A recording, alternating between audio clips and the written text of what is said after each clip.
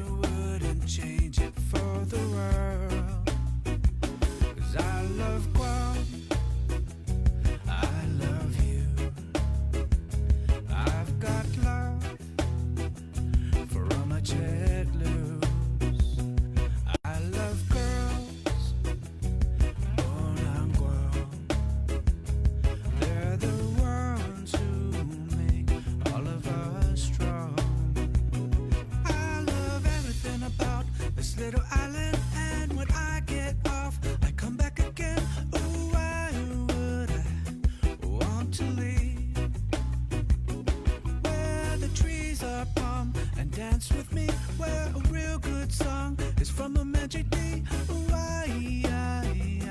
So lucky. 'Cause I love Guam. I love you. I've got love for all my jet loose. I love girls born on Guam. They're the ones who make all of us strong.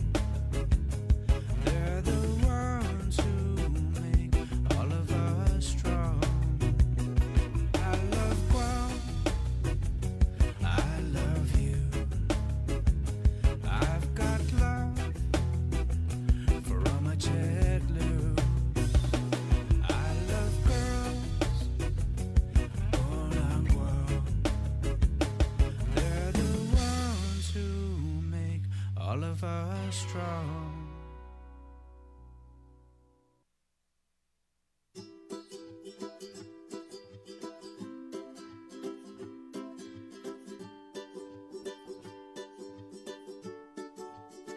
I'm in love with the Chamarita girl from the island of Guam, from the West Pacific Ocean, the Marianas. Chamarita girl from the island of Guam, from the West Pacific Ocean. Good morning, Guam! All right, let's do it at 6:25. The K-Wave News Takeover at Guam's favorite. It is containing COVID. Thursday, the 25th day of June. And it's all proudly brought to you by Ambrose Inc., IT&E, Cabo Enterprises, Coast 360, and the Bank of Guam, where we're going to jam a whole lot of information. There's just a whole lot of stuff you guys definitely need to know this morning. Is this contact tracing investigation into these knuckle-headed airmen that couldn't follow simple orders has really picked up with the announcement from Public Health yesterday. And they released a list of 30 different business establishments that these airmen went to. Some of them they dined in, some of them they got takeout, and so we're gonna get right into it and start. Good morning, Serena. Hi. How was your night? It was okay. I mean, You know what busy, I thought right? when I saw this list here of these 30 places? My first thought was, I'm glad I've been staying home. Glad I've been staying home. All right, so on that note, let's start the show here with a dive into the day's COVID-19 headlines from the KUAM News team with the very latest. Good morning, Serena Salas-Manzanani. Hafaday, good morning, everyone. The number of COVID cases have gone up. Out of 319 tests ran through Public Health's lab, 5 turned up positive. These results include samples from community testing in Barrigada and Agani Heights. Additionally, yesterday afternoon, a man between 30 to 39 years old also tested positive. His sample was ran through DLS. He had no contact to any previously confirmed cases. The current count of COVID-19 cases on Guam is now 231. With 5 deaths, 174 recoveries, and 52 active cases. Meanwhile, community testing is being offered today in Jotnya at the parking lot between the St. Francis Church and school from 9 a.m. to 12 noon. It is free, and you do not need to have symptoms to get tested. Public Health has released a list of 30 establishments where the airmen from the Guam Reef Hotel who tested positive went to. Most are in Tumon, but they also patronize restaurants in Talafofo, Agate, and Santa Rita. 11 on the list were dine-in restaurants. The rest were takeout and convenience store shops. Public Health is asking people who have frequented these establishments from June 4th through the 14th to monitor their health. And here is the breakdown of those establishments.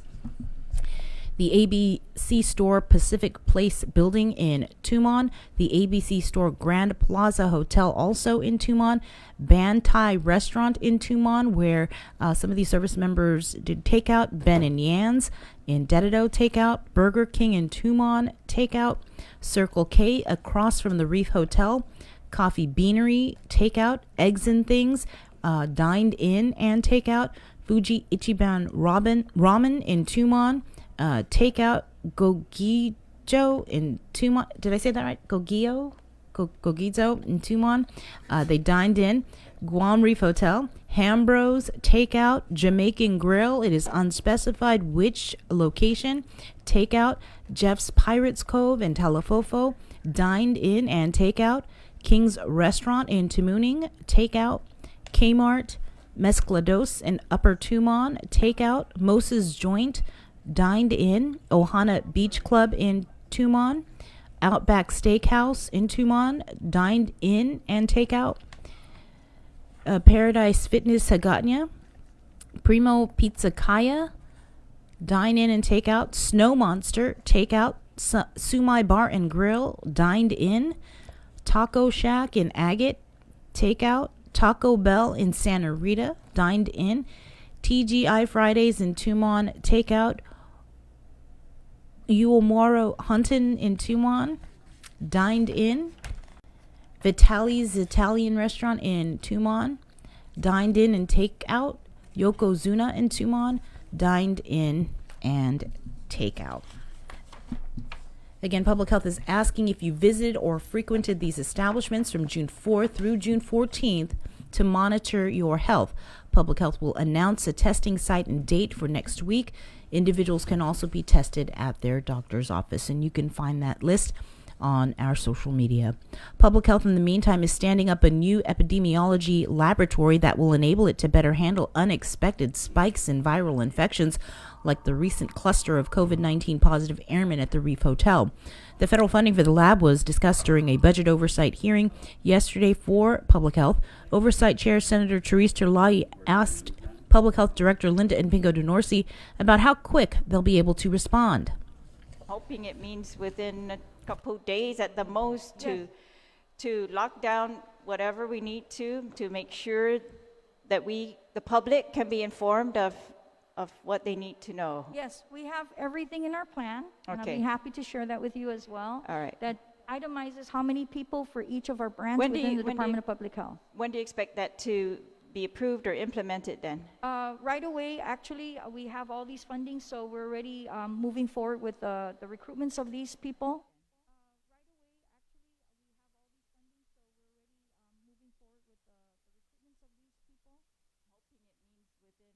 Couple days at the most to lock down whatever we need to make sure that the public can be informed of what they need to know. Yes, we have everything in our plan, and I'll Okay. be happy to share that with you. When do you expect that to be approved or implemented then? Right away, actually, we have all these fundings, so we're already moving forward with the recruitments of these people. Hoping it means within a couple days at the most to lock down. She says they are hiring 42 new registered nurses and nurse aides. Also during the hearing, Public Health discussed a $6.4 million federal grant program for local daycare centers. An implementation plan is currently being reviewed by the Attorney General's office. Once finalized, Public Health will make an announcement explaining how daycare centers can apply for the grants. The Nimitz Carrier Strike Group arrived for a scheduled port visit, along with the aircraft carrier USS Nimitz, the guided missile cruisers USS Princeton and USS Ticonderoga, and guided missile destroyers USS Sterett and Ralph Johnson are also in port at Naval Base Guam.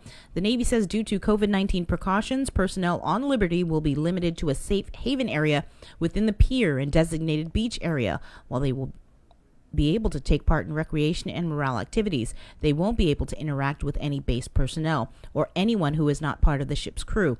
The Navy would not say how long the ships will be here, citing operational security. Well, in light of the response to COVID-19 and the ongoing investigation and contact tracing related to last week's increase in positive COVID-19 cases among DoD personnel in Guam, Joint Region Marianas Public Health Order has been extended until 8 a.m. July 1st, 2020, unless rescinded sooner. Accordingly, all Navy, Marine Corps, and U.S. Coast Guard active duty service members stationed on board Guam remain prohibited from dining in at restaurants and visiting bars. In addition, as of June 18th, service members both permanently and temporarily assigned to Anderson Air Force Base must still limit travel to essential trips. For example, only grocery shopping, gas station, post office, pharmacy visits, transit to and from work, and individual outdoor exercises. Dependents are also highly encouraged to limit travel to essential trips only. GDOE's food distribution program is being held today from 6 a.m. to 10 a.m. at the Teason Upper Baseball Field in Dededo Farmers Market. The program will be conducted every other Thursday, which means the next food distribution is on July 9th. The distribution of commodities is on a first-come, first-served basis. With regional news, we bring in Tomas Manglotnya, who is live from Saipan. Good morning, Tomas. Good morning, Bree and Chris. Here's the latest making news in the CNMI. There's a passionate plea by Senator Sixto Iguazomar at the Senate Committee on Fiscal Affairs meeting yesterday. He spoke of expenses and funds from previous disasters and some concern for the projections of the next budget as COVID-19 still impacts the economy here in the CNMI. Take a listen. Expenditures that are not reimbursed, we've seen those. For me, I really want to hone down onto the details. I do hear that we have issues, we have problems. I want to know why. And I would like, and I know the governor's doing his best, and everybody handling the disaster is doing their best. But for me, I want it to be a very, very strict benchmark. If you can't fix it and you can't solve it, you're fired. And I say that because it means to me, we remove all drama and we stick to the issue. I don't want to excuse this. If you can't figure out what caused the delay of the reimbursement, you're fired. If you continue to encumber the CNMI for expenses that the governor may have given you authorization, but you've expended outside the parameters, you're fired. I need these answers. The secretary needs these answers. The secretary needs to give these answers to the Senate and the House fiscal committees. So I really want all that. And that's how I want it. Because just as U.S. Congress really dwells on these things, you can't just spend any money out of the U.S. Congress without having sessions and sessions and sessions of making sure that we spend that money accordingly. So I agree with you. I just don't understand why I have a resolution here. Because a lot telling me, no. I'm sorry, but this ain't no crackerjack. We are in a serious deficit.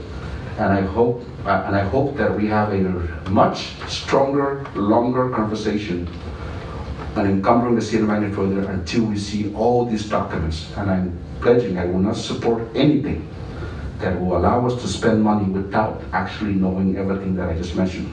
Because I feel like we are in a movie and that we are about to approve an appropriation for a toilet tissue procurement, but it will be used for some side secret military project, right? This is what it's sounding like. And we've seen a lot of movies like that.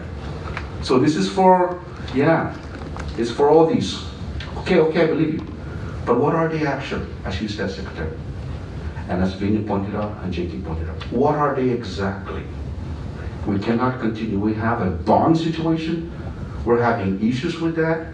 I mean, we're trying to secure the revenue for this. Is this going to be a revenue source, an actual revenue tax source to pay this? Whose money are we going to take to pay this?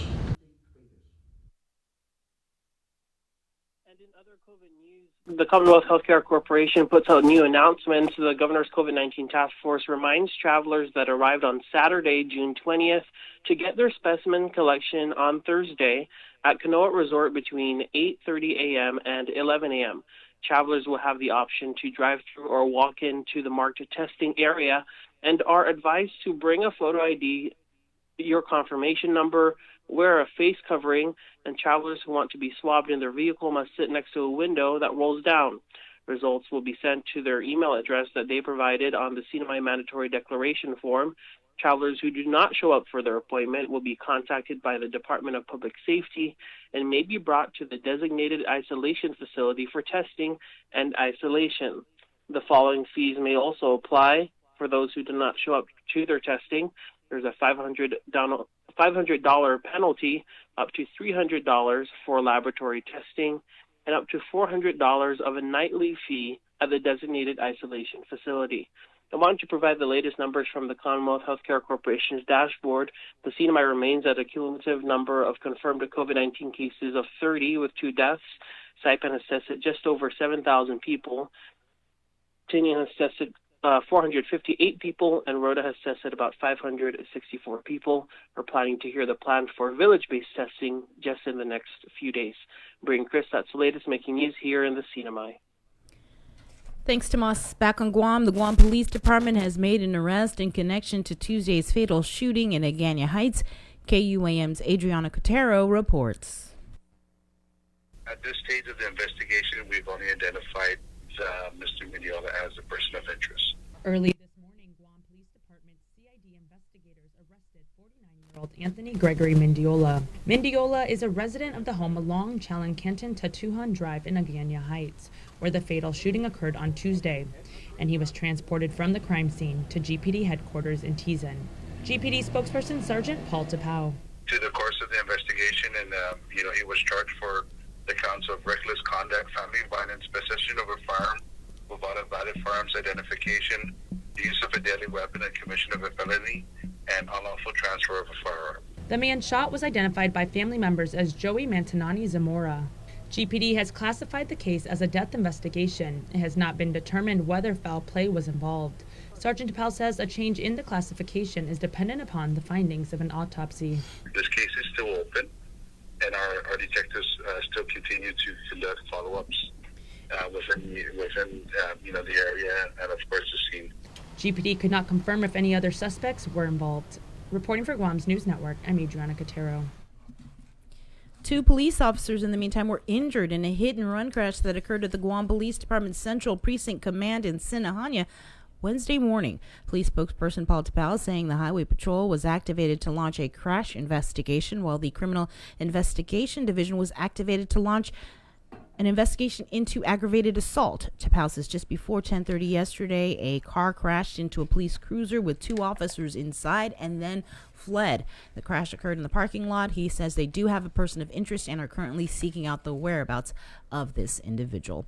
The deadline to file for candidacy in the upcoming election is June 30th, and one person who won't be running is Democrat Senator Regine Bisco-Lee, who announced she won't be seeking re-election. She said it was a difficult decision to make. Quote, as we all know, public service makes certain demands not only on us policymakers, but on our families as well. As a wife of a full-time firefighter and a mother of 2 young girls, I've strived to strike a balance between the duties of this office and the growing needs of my family. After much thought, I have decided not to seek re-election this November in order to more fully attend to my girls, especially now in these critical and formative years.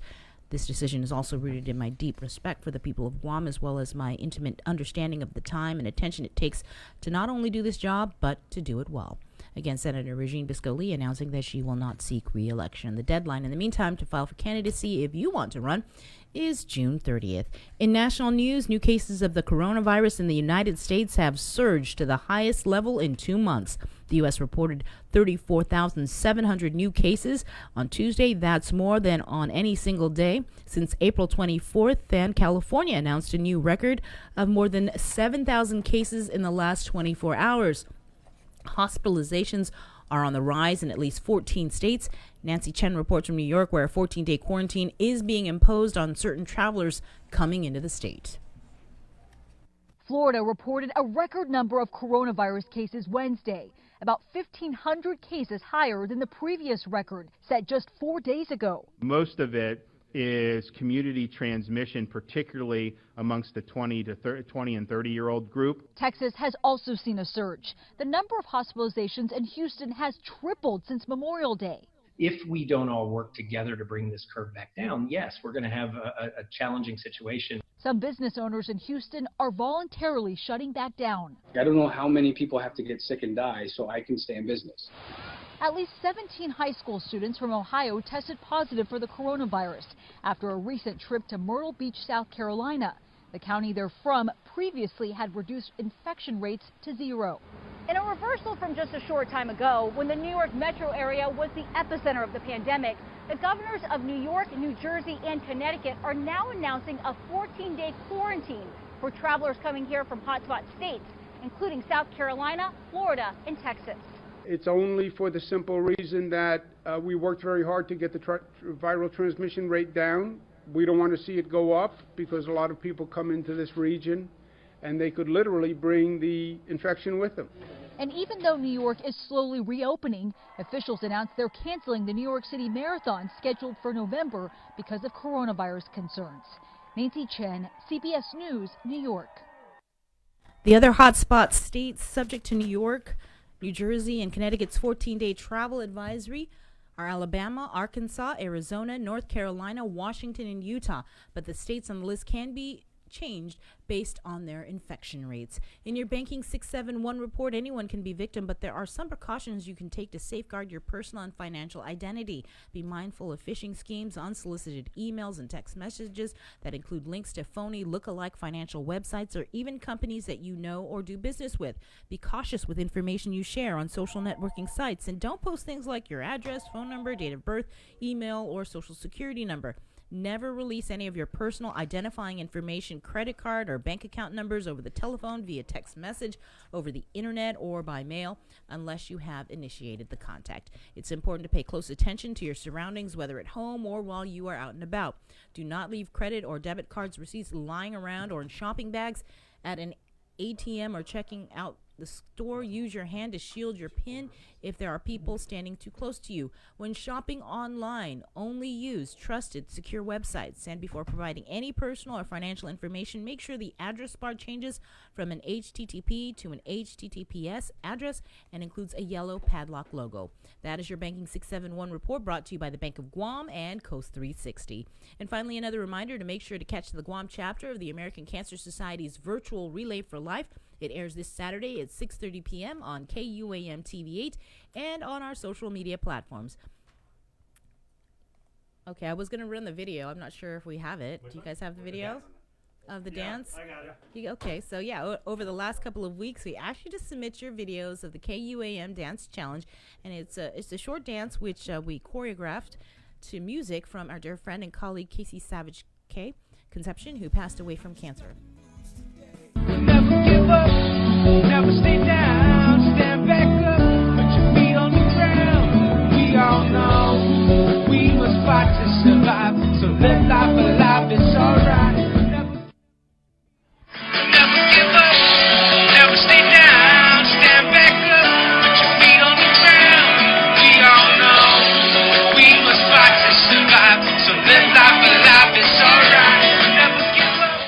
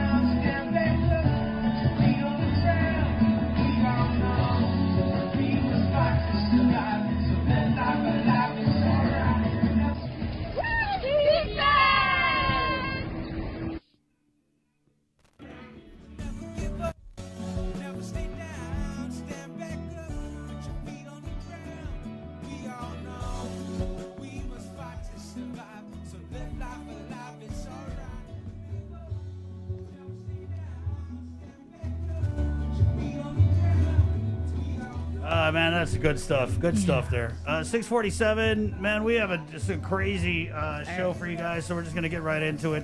Public Health yesterday released a list of 30 businesses that these airmen had gone to, and the reaction, of course, people were just freaking. But we want to hear from the businesses, at least a couple of them this morning. We've got Chef Peter Duenas of Mescla, and we want to start here by bringing on Mo from Mosa's. And good morning, Mo, Chris and Bree. Mo.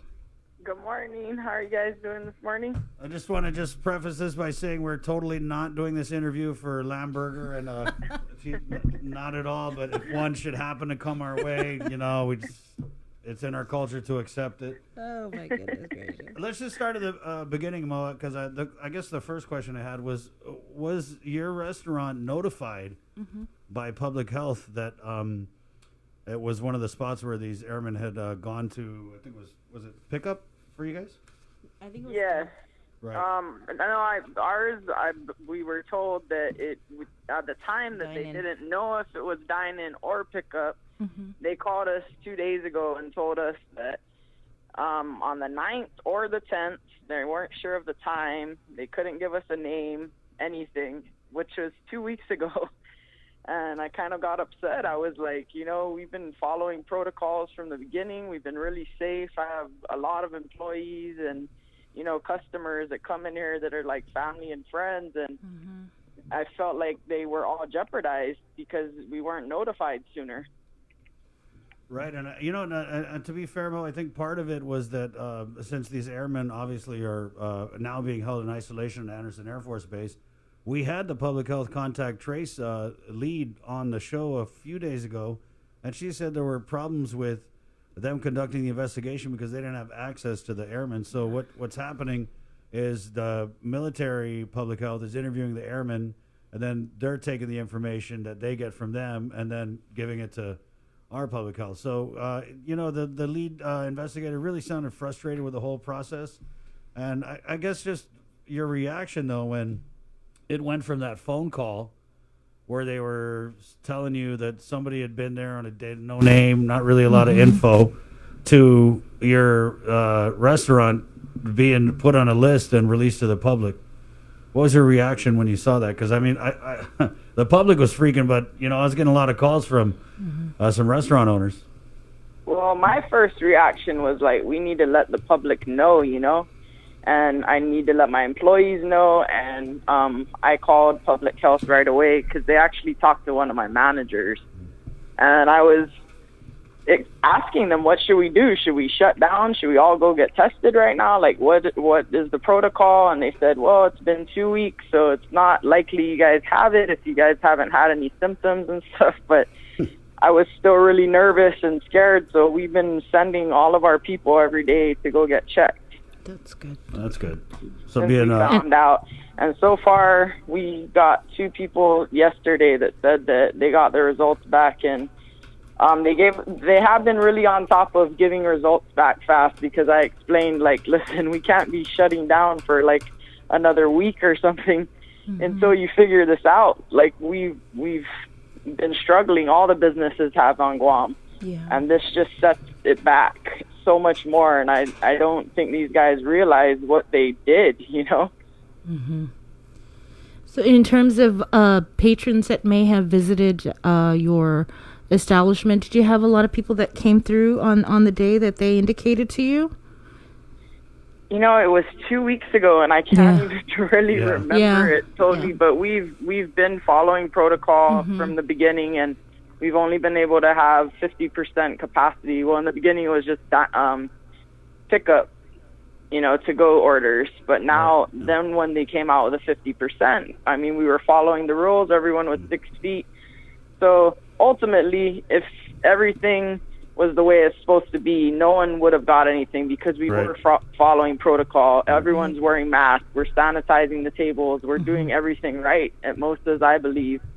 But there's still that chance, and that's so frustrating, because we've been so safe and we've been trying so hard to follow protocol so we don't spread it, or so nobody else spreads it, and then this happens, and it's like back to square one. Right. And it's not, I don't want to use the word fault, but it's not you guys' fault these guys went to go eat there. It's all on them. And you're right, in a perfect world, why we're practicing and adhering to all these different mandates that public health has put out is precisely because if we come into contact with somebody, they should be 6 feet away. They should, be wearing the mask. So, yeah, I get it. I mean, you guys are doing your part. Did you feel blindsided at all by your restaurant being put out on this list? I was very blindsided by it, but the first thing I told Sarah, my business partner, is we need to put out something explaining that we just found out about it, that we didn't know about this for 2 weeks, because that's the way it seems like it. If you hear the news, or you see it on Facebook or Instagram, it's like, man, all these businesses knew about it, but none of us knew about it until a couple of days ago. Yeah. I mean, because you guys don't know these guys from, what's this? You don't know them from Adam, right? Yeah, how are you supposed to know what unit they're from? Hey, are you supposed to be on restricted movement? Before you take your order. It makes you feel like maybe we should be asking that. Well, or putting up a sign. Oh my goodness. I mean, public health should really have the authority to police these guys because they're outside I was thinking about it last night. It's like, if you're a member of the military or if you're a member of the military and you're speeding on our road, GPD can pull you over and give you a ticket if you're outside of the base. So the way I see it, if you're quarantining because you're coming here from a deployment or whatever, public health needs to have that authority. Obviously, that's why we're in this situation now, is because they don't have the authority, or they thought that the military had it, or they thought that, when these guys get orders, they follow them. So, yeah, I mean, it's good to know. What are you anticipating for business today, Mo? You think you're going to see an increase? Because I think people are still going to go out and eat, and if they've been to your place and they see that you're doing all the measures. We're so fortunate and lucky because we have such a huge following since the beginning with the food truck, and I had so many friends come in yesterday or call me and just be like, man, this isn't going to change anything, we know you guys are taking this seriously, and so yeah, the numbers have definitely gone down, especially since the military can't come into any restaurants or bars anymore. But I'd prefer that over getting my staff or any customers sick, Yeah, and I think that's really key here is even our business owners are realizing that this is a public health issue, and we all want to do what we have to do and make those sacrifices to keep the island safe. Mo, thank you. I know that you got a big fisheries thing, so good luck on that. And, keep us posted. Touch base with me. You got my number. Shoot me a text. Let me know how it goes. Thank you. I appreciate you guys very much. Have a good day. And we could do a curbside pickup of that. Gotcha. Bree wanted me to ask, okay? Thanks, Mo. Thank you. Have a good day. Wash your hands. Okay. 6:55. Let's keep it going on the phones here and bring on Dr. Felix Cabrera from the Physicians Advisory Group. Good morning, Doc.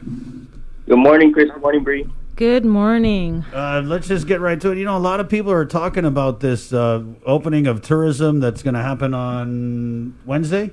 1 July. Is that? I mean, at least as far as we know, it's 1 July. It could change. 1 July. So we had Dr. Shea on, I think, yesterday. People are talking about testing the tourists. As of now, that's not going to happen, right? So tourists from our source markets of South Korea, and then what are the other ones? Taiwan. Taiwan and Japan. Right. Okay. Well, yeah, you would know, Doc. So when they come in next week, they're not going to get tested, and I mean, people are just kind of weirded out. I mean, they're. I think too, so these tourists, they get to come in and they don't have to do quarantine, but we're still looking at residents coming in. They still have to do quarantine. Is that right? Yeah. So nothing has changed right now in terms of what the quarantine requirements are, but that's probably not going to last very long because we are extremely sensitive to both looking at this, obviously the safety for the people of Guam, but also the equality in how quarantine measures and any other requirements are being asked and implemented.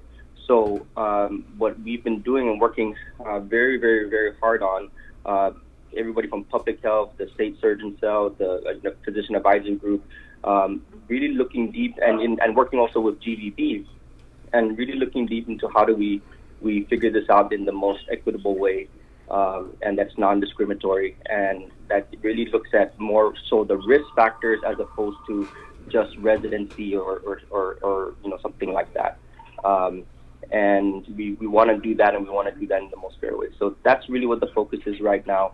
And so we have a big meeting this morning with the governor and with public health, and we're going to these last few proposals on what might be coming and changing together along with this new basically mandate that we're going to allow more lenient travel for tourists from this specific areas. And I want to be very clear, these are specific, very low risk areas. And so that's the key part there in understanding and appreciating. But there are going to be certain demands from these tourists. Like, first we do know they're not going to come right away. There are no flights that are scheduled. What we have to do is ensure that there's confidence from these markets and these areas that Guam is a good destination. A part of that is saying that we're open to them, and then making it work and ensuring it works from there. Now we can always, press on the brakes if we really need to. We always have that trump card. So we have to really, we do it in a responsible way. But there are going to be demands from the tourists also when they get here, because we have to remember that they're also going to need testing going back home in all likelihood.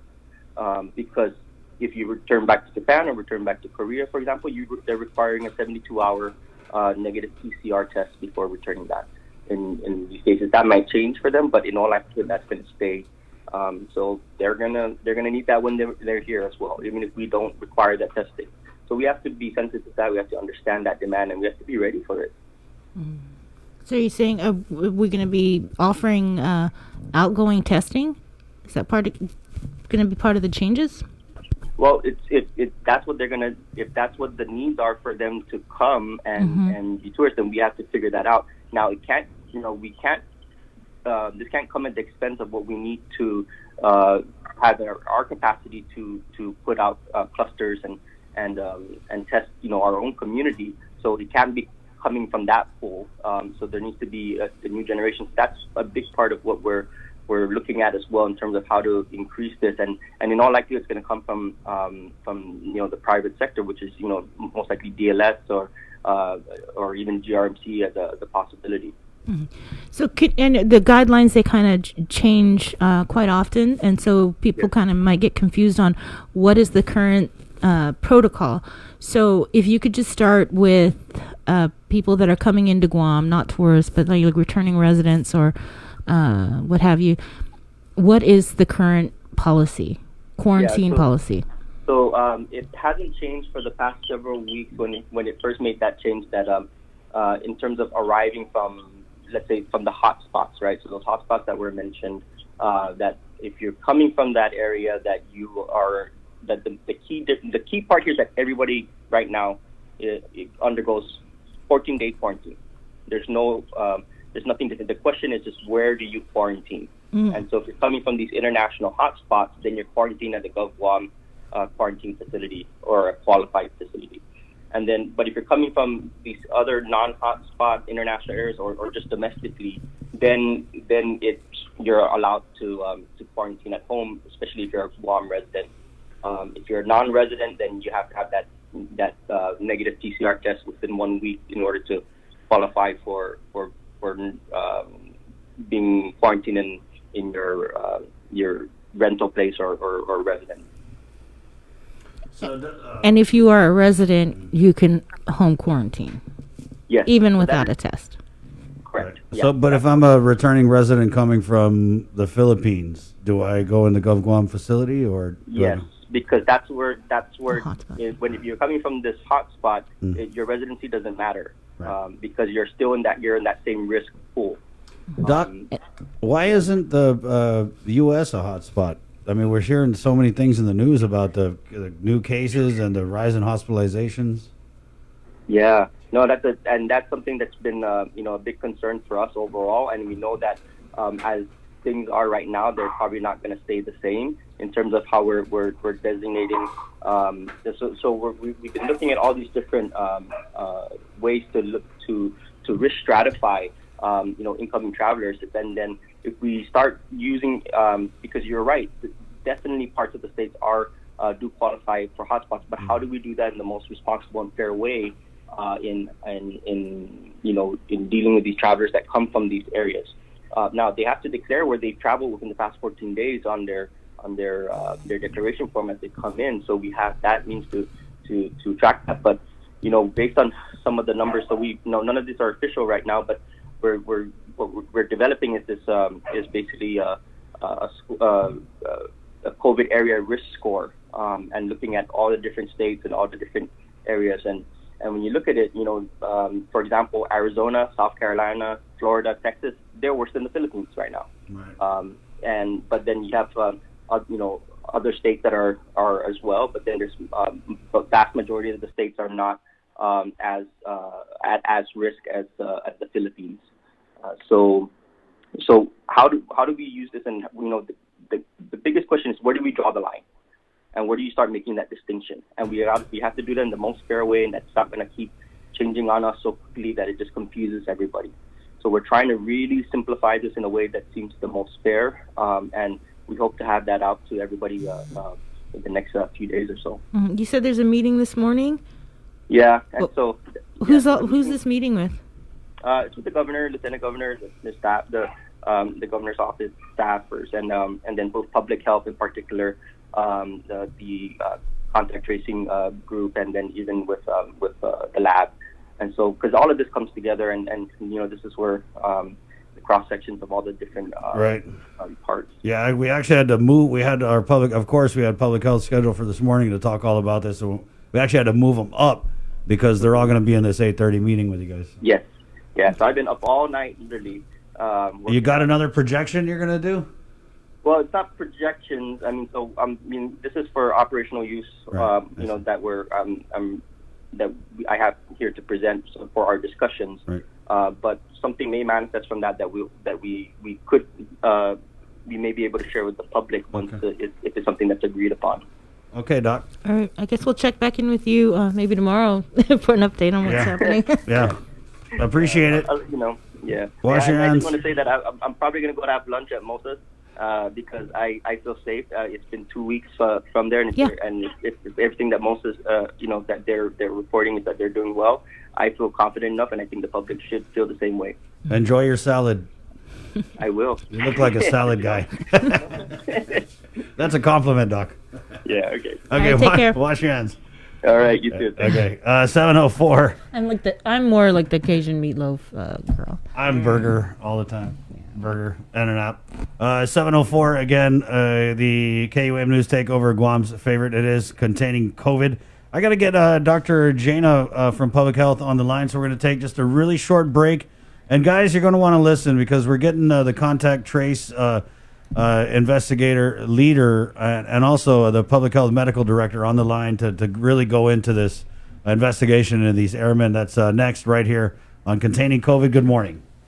Keeping you informed. KUAM News brings you Banking 671, brought to you by the Bank of Guam, the People's Bank, and Coast 360 Federal Credit Union. Together, we thrive. KUAM News COVID-19 Takeover on I-94 FM is presented locally by Ambrose Inc.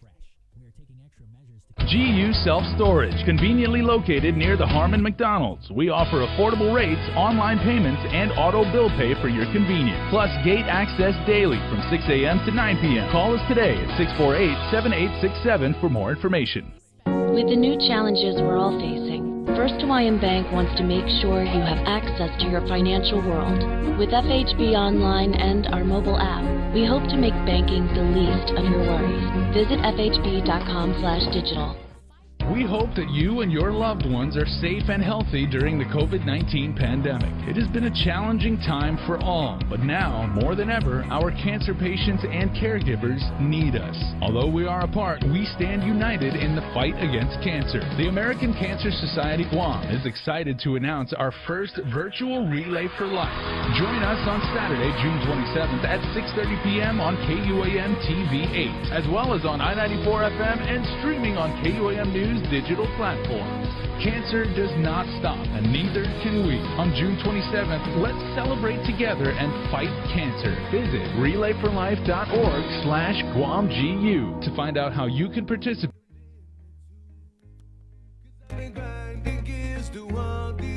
in love with you. You needed something, darling. I needed something too. While you were searching around for the answer right in front of you, I said, the girl, you're running on your makeup. You got what you want and I was trapped in the middle. And in my mind, you know I won't make up a fumble with my lyrics. What? I'm into it. I said, girl, We got to keep it positive, Guam 707. Not COVID positive, though. Morning. Let's get right into it. We're going to party line with public health. It's a public health party line, and we're going to get pretty serious, though. Annette Uggan and Dr. Jana Maglonia. Now, Annette is the... Annette. Bureau of Communicable Disease. It is. I just say she's the head of the contact trace. Bureau of Communicable. Chief Pumbaa. She's like the boss of the contact trace investigation squad. Well, she's over all BCDC, but remembering that none of us are who we are right now. We were borrowed for COVID. Right. And so now that's become our new Our main MO. thing. Yep.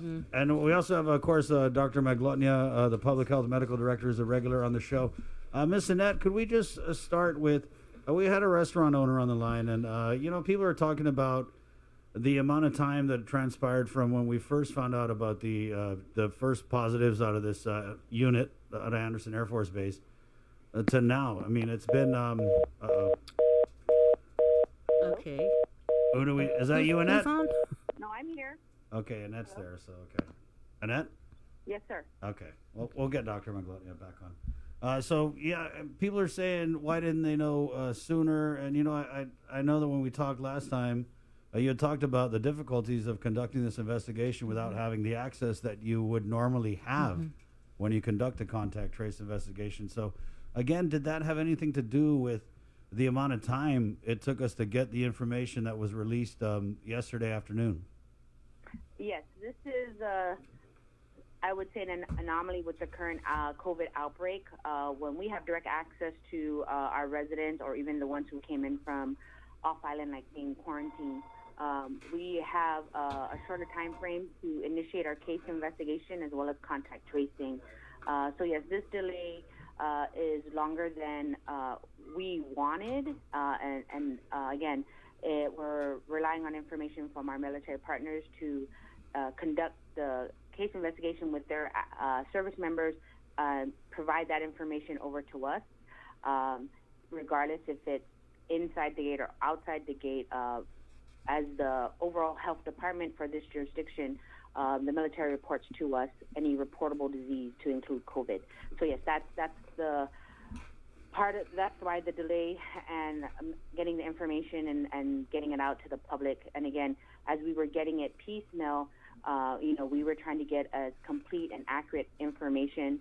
And as you can see, based on the release from last night, we not only got the dates, we're looking at which location, was it more than one date, was it dine-in or takeout for restaurants, and again, the challenge too is these are from off-island, and so some establishments have more than one location, and so we were trying to narrow down to the specific site so that, again, we don't want our residents to panic because, if they went to those establishments, but was it the one in Dedido or the one in Gatineau? Yeah. And I think if you had access to these guys, it would have been as simple as like, which Jamaican grill did you go to? Was it this one? Was it, show them a picture. Yeah. And because people were throwing you guys under the bus, and we had such a long interview with the other day, and my mind was just blown that you guys weren't given the access that you need, because this is a public health emergency, and people are saying, oh, public health didn't tell anybody. Why are they only telling us now? Well, you only told us now because you just got it from the military. Mm-hmm. Correct. And we were trying to get this information as complete as possible, filling in the blanks. I mean, we received names of certain establishments, but again, we didn't want to just throw out this name and then people were like, oh my God, I was there 3 weeks ago or just yesterday. And we also have to, again, narrow down their visit and was it within the infectious period. And we actually even went, out of abundance of caution, we added in 2 extra days to widen our investigation and then notifying the public. So that's why we're saying between June 4th and June 13th. even though we know, the first case that was reported to us, the symptom onset was around June 8 or 9. And per CDC guidance, infectious period is normally 2 days before onset, but we went 4 days just to be more cautious and to let the public know. And so, yes, this is now our challenge to get all these employees notified. And again, we're working with the establishments, and they've been very helpful with, providing us the list of their employees.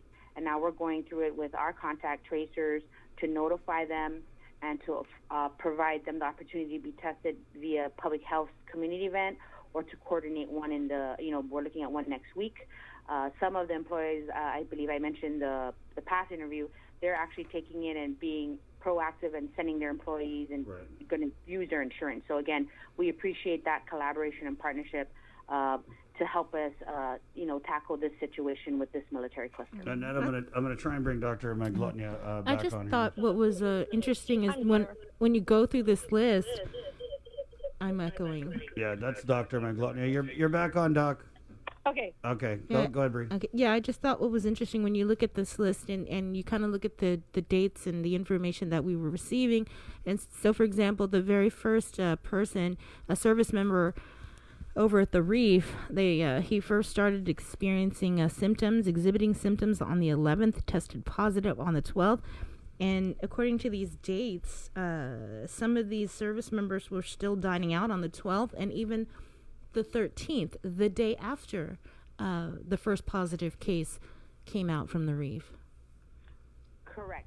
And again, with this unit, they weren't all together. We had to even look at the different outings and trying to see were they all together in the same group or were they just, they had separate groups that went out at different dates, different times. Even though yes, there was 35 in this cluster, they didn't all hang out together. They all have different work schedules, be it days and well as time. And so we also had to look at, again, are they going out together as a big group or smaller groups? And then, so again, this was a bigger unit that was here, and so not all of them tested positive. And so some of these dates, there are individuals who went out who are not positive. But again, out of abundance of caution, we are listing the places that were reported to us, regardless if there was a positive or the ones who tested negative. But these are all the errors that were reported to us, and we wanted to let the public know, to be as complete and accurate as possible, and so everyone can try and look back on their outings, in June, and did they happen to cross paths or go to these same establishments. But if this wasn't the military, say it was just a bunch of residents staying at the Reef Hotel, and someone tested positive, same thing, on the 12th, was exhibiting symptoms on the 11th, what would public health do? We would do the same thing. We would look, are you in the room by yourself or with others? And again, these, in a hotel, regardless if it's military or local or a tourist, you're spread out throughout different floors. And so we have to definitely dig into, or is there any interaction with the positive case, or you just happen to be in the same place at the same time, but there was no interaction, there was no contact, and so those are the things that we have to really look into and try and narrow down as much as possible.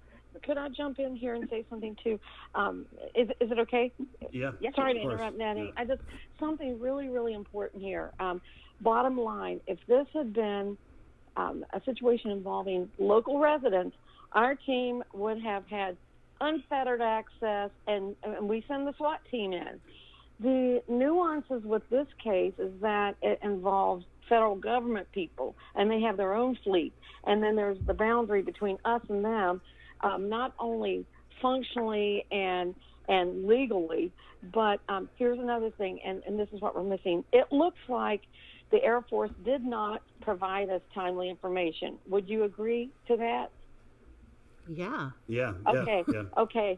There's a reason, and I obviously am going to hint to it. But have you ever watched those crime shows where they bring the guy in and he's guilty as he can be, and the minute he sits down, he said, I want to have a lawyer present, and that shuts down the interview? Well, imagine if, and I don't know what's going on at the airport or the Air Force, but I can imagine you bring these guys in and they say, I want to speak to an attorney first. That pretty well shuts down everything.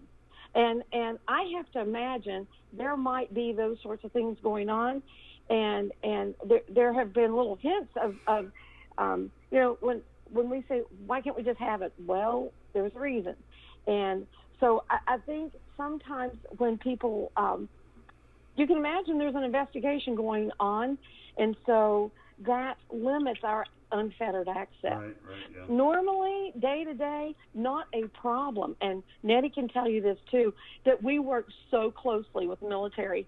But when it involves things like these, I don't know how far this is going to go, but I can imagine there's going to be some repercussions for this. Right. If it at first blush it looks like what we're seeing. I mean, it looks like this just makes the Air Force look so bad, Doctor. I mean, and that's why I'm jumping in, because it's not the Air Force. I promise you, it is not. The Air Force is being stellar. But it's sort of like one of these things, and I'm not saying this is what's happening, but you look at someone and say, "Can I see your guy?" And you go, "Well, there's a step in front of you," And another thing too, here's another nuance about it. Do I want to just go on base and get information that the feds come later? We can say, "Can you just talk to us?" And then have the feds come in later and say, "I want that." I don't want to get. I want to treat it like we don't know anything at all and just throw out a big net and scoop it all up. Because if we knew all it's going to do is narrow down our focus, forget it. Just sweep up the whole enchilada and move on. Because this is a good point here, too. This is a sample of what's happening every day right now, and we don't even know it. We just happen to know those guys are out there. What about the ones in the community we don't know about? Like we had 5 to 6 new cases. Where are those people? That's a fraction of what we just saw from the Air Force, and there isn't a fallout from that. So this is why we have to. I hate to switch to my public health hat, though. Please keep your mask on. Please wash your hands. Whatever Guam's doing, it's working. So whatever's out there, the sharks are out there, but we're in insulated boats here because we're not seeing what happened in New York. We had 35 guys out there positive, and we haven't had a single case in the time for incubation for COVID, which we look at as 14 days. We haven't had a single case from those 35 guys, not because of them, but because our people are doing what they should be doing. So, I mean, I don't want this to have happened, but when you look at it at the end of the day and you go, my gosh, 35 people on the loose and not one case came out of that? I thought there was a Reef Hotel employee. Well, okay, here's another thing. Remember what Natty said. Natty, sorry to do this to you, but when we have a case, we go investigate. And one of the things we try to do, we get all of your contacts, but we're always focused on where you may have been exposed. And 2 things have come from that contact. One, it doesn't look like there's a link to the current cluster. 2, it looks like there was a link from the previous cluster. So at first we grabbed it and went, aha, and then when we started looking at it, we went, nothing burger. This is old news. So, and that was an asymptomatic person, so it may have been, the crumbs that Chris talks about. So, it's not the Air Force, got to tell you. No, I mean, it makes the Air Force look bad because they have these guys who are supposed to be following orders, and the implication was that there may have been a couple that might have, picked up something across the street. But you look at this, I mean, it's agate, talafofo, all over the damn island. That's what I'm saying makes the Air Force look bad. But Annette, if we could, have you got all the information that you need from the military? This is all the information they were also able to obtain from the individuals. As you can see in our table, we do have some missing information. For example, Jamaican Grill, it's unspecified.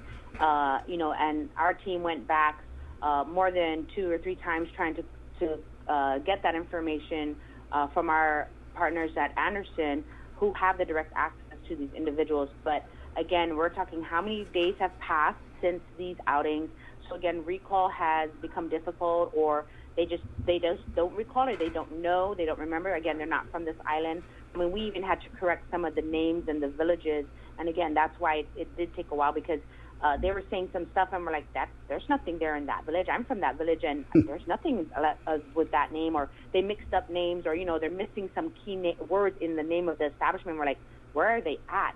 That's not very detailed enough. So again, this is the best that information provided to us, as complete as possible. Mm-hmm. And we were going back and forth. Should we put Jamaican Grill or not? But out of abundance of caution, you know what? Let's put it, and we're saying it. Sweep it all up. Sweep it all up. Yeah. We don't know it was shift from 4 to 12, so we'll take them all. So because we are limited by what Air Force gives us, Air Force is limited by what is given them, and for whatever reason, that's whatever. So we have everything that there is available. And we have a lot of information. Now, we don't have the specifics like Nadia is saying. We don't have what shift. Never mind, take them all. Because here's another good reason for that. What if you're working 4 o'clock shift and you know that guy came in at 4 o'clock, or that girl, whatever.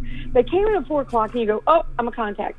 Well, the person next to you went, wait a minute, I've been working with you for 2 weeks. If you got it, I have it. It's that sort of thing. So we bring them all in, and then never mind the focus. Let's just see what we have. Right, ladies. Do we know if there was any car rental or taxi use, or do they have their own that van that you see them going around in? What we understand is there was their own. They had the government vehicles, as well as there were a few car rentals, and so that's already been looked into as well. Right. So again, it's all about the timing of when did they rent the cars, who was in the vehicle with them, and so that's why, again, it leads to how long and difficult this investigation was. And again, we can't, we could not have done it without our military partners, but also our establishment. I mean, for this list, we even had an establishment say, nope, we weren't open on that date. So what was reported to the military and given to us was the wrong date. The establishment themselves said, no, we were closed, so it has to be this date. And so we're like, thank you for that correction. We're going to make sure we put that on. So I mean, that to me, that's troubling, because you're just getting the information, second, third hand. Why isn't there any car rental, though, on this list? Because again, it's the timing of when these individuals were symptomatic and their infectious period, and so that's why whatever establishment is reported to us, we look at the time frame, the use of the vehicle, when they went to these, and again, that's why above the statement we're saying between June 4th and June 13th, even though these are the dates within the table that were reported that they went to these establishments, we're saying go wider, look at June 4th to June 13th, were you at any of these establishments? So it didn't make the cut, but if it did, if something else trickles in today, if they go, another whatever, it'll be added. Mm-hmm. So what's on? But again, we're almost 14 days out, so already, and so now as we look back, we go, whew, dodged 35 bullets. I can't explain that except... Is that what we're thinking, Doc, that we're clear from this incident because it's been 14 days? I can say, that's the metric we use. Mm-hmm. And when I say clear from it, all I can say is we haven't had any fallout, not a single case attached to it. Right. And I don't say that's, the germ's weakening. It's not that. I think Guam, okay, you had these guys out with or without masks, who knows? But probably where they went, they had masks on. Yes. And they had shields. So I don't care how many sharks are out there. If we're in a yacht, I don't care. And so if Guam stays in a yacht and washes their hands and wears their mask, I wouldn't have predicted this. I would have thought something would have happened. But now as we look back, we're scratching our heads going, wow. And Guam still made it through. You know? I mean, are you guys done enough with this investigation for you to be able to say confidently that we made it through, or? So far, yes, we have. We're still ongoing. Correct. We have a couple of more days to get out of that 14-day period. 14 days, right? Yes. So we're monitoring that. But as I want to add on to what Dr. Jana mentioned is that these establishments have really stepped up. And that the fact that we don't have as like Dr. Jana said, no cases linked to this cluster is a testament to the establishment going the extra mile, ensuring that their staff as well as the other patrons are safe.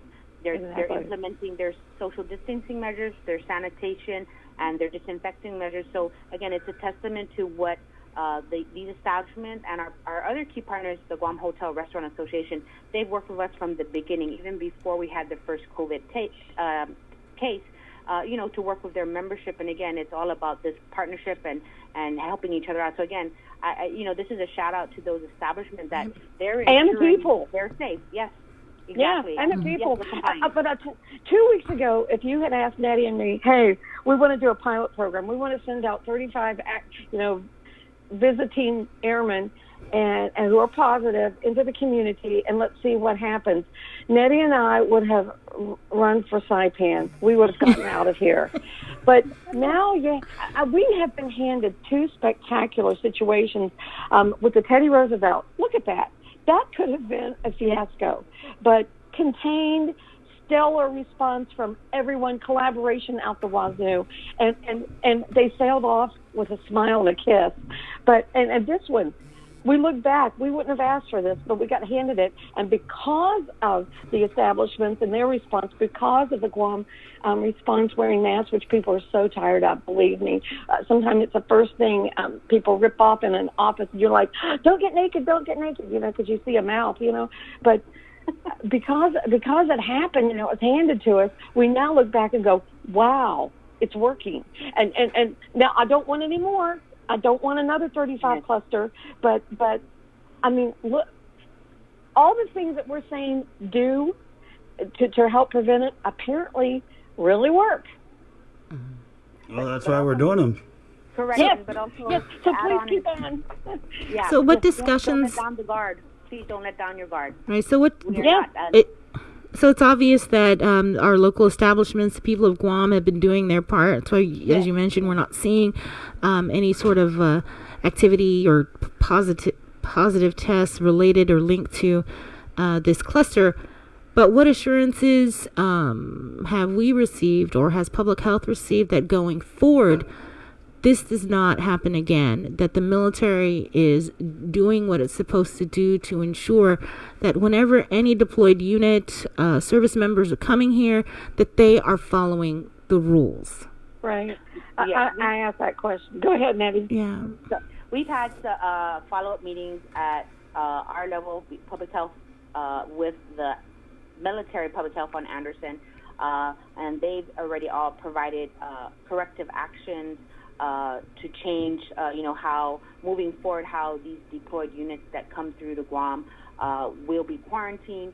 We've also, at the governor's level, to the General Manonia, with the Joint Region Marianas, that also is brought at that level to ensure, again, any corrective actions and improvements will be implemented. Because, again, this is a year-round where we get deployed units, and again, varying lengths of time that they're here on Guam. And so definitely this is something that Anderson themselves, they don't want a repeat of this. And the Joint Region Marianas for both Navy and Air Force does not want this to happen again, because yes, this should not have happened to begin with. This is new to everyone, and I don't think any time that I can remember a unit has been told to come to a place to facilitate activities there and been told not to leave the room. That's it's unprecedented. And another thing too, flipping gears just a minute. If you look back, if they came in on May 25th, I think was the original date that was put in the paper, and you add up the days. Day 14 was actually the days before the positive test came in, so they would have been released a couple days of that anyway. If we just went, I don't know how they're doing their quarantine, but if it were Guam side at 14 days and no symptoms, you're allowed to go out and about. And if that's the case with their structure, I don't know, they would have been released for a couple of days anyway. And that's why we have to keep our guard up, because even if things had been to the T, there's still a couple days there that we could have had people out who were positive and didn't even know it. Mm-hmm. So that's why, no matter what, we can't leave our guards down. We can't. Not yet. There, maybe a year from now we'll have a show and say, okay, toss the mask. We're going to have a mask burning party. We're not there yet, because even though Guam's under control, Guam now has the work of staying under control, and so that's why our messaging cannot stop, because this is an oops. And we don't know if there's going to be another oops tomorrow, not from the military, but some huge company that brings in people for a fiesta. We don't know. So keep the mask on, keep hand washing going, because Guam is standing strong. Have we been able to determine how this service member, number one, the one on the 12th, contracted COVID? Did he bring it in, or did he contract it on Guam? Who knows? There's no test that will tell you that. Right. And you're sitting there with the math tables just like we are, going, okay, scratch, count. Where it could be, and that's why we have to put out a big net and say, check everyone. You know, they're going to have to do something on their end where he came from. They do work like we do. They have to go back and they have to do that research on wherever these units came from. Doc, can you tell us which? We don't know. We just don't know. Okay. Right. Can you tell us which cluster that Reef Hotel Positive was associated with or linked with? No. No. We suspect a certain cluster. Is it Iglesia de Cristo or Hafa de Bingo? Because there's only a couple of clusters that we know about. No. Blink if it's Iglesia de Cristo. Hang up the phone if it's Iglesia de Cristo. Chris, I think it was from your neighborhood. I really do. Right, okay. Let me move away real quick. I already had a bunch of airmen dining in my village, so what do I... Bring it on. Oh, Bree, get away from him. I know, I moved over. well, we know you guys got a big meeting. Is there anything else you think the people of Guam, and we'll start with Annette, is there anything else as the lead contact trace investigator, is there anything else the people of Guam need to know about these establishments and your investigation? Again, we've been working with them, and they have been providing us all the information we need. We continue to contact all these employees. And again, just to point out, if you get a call from someone who claims they're from public health and you're not too sure, by all means, call that number back to verify, because we are using all means of communication, being landline or cell phone, with work-related cell phone. So I know there's some people questioning, is that really a public health employee? Yes, we are going on and we're calling all the individuals that have been provided to us by these establishments. And again, monitor yourself or any family members for signs and symptoms. Seek medical care, because again, it may not be from exposure to cases that we know about. There might be there's several who are asymptomatic and going around doing about their normal business.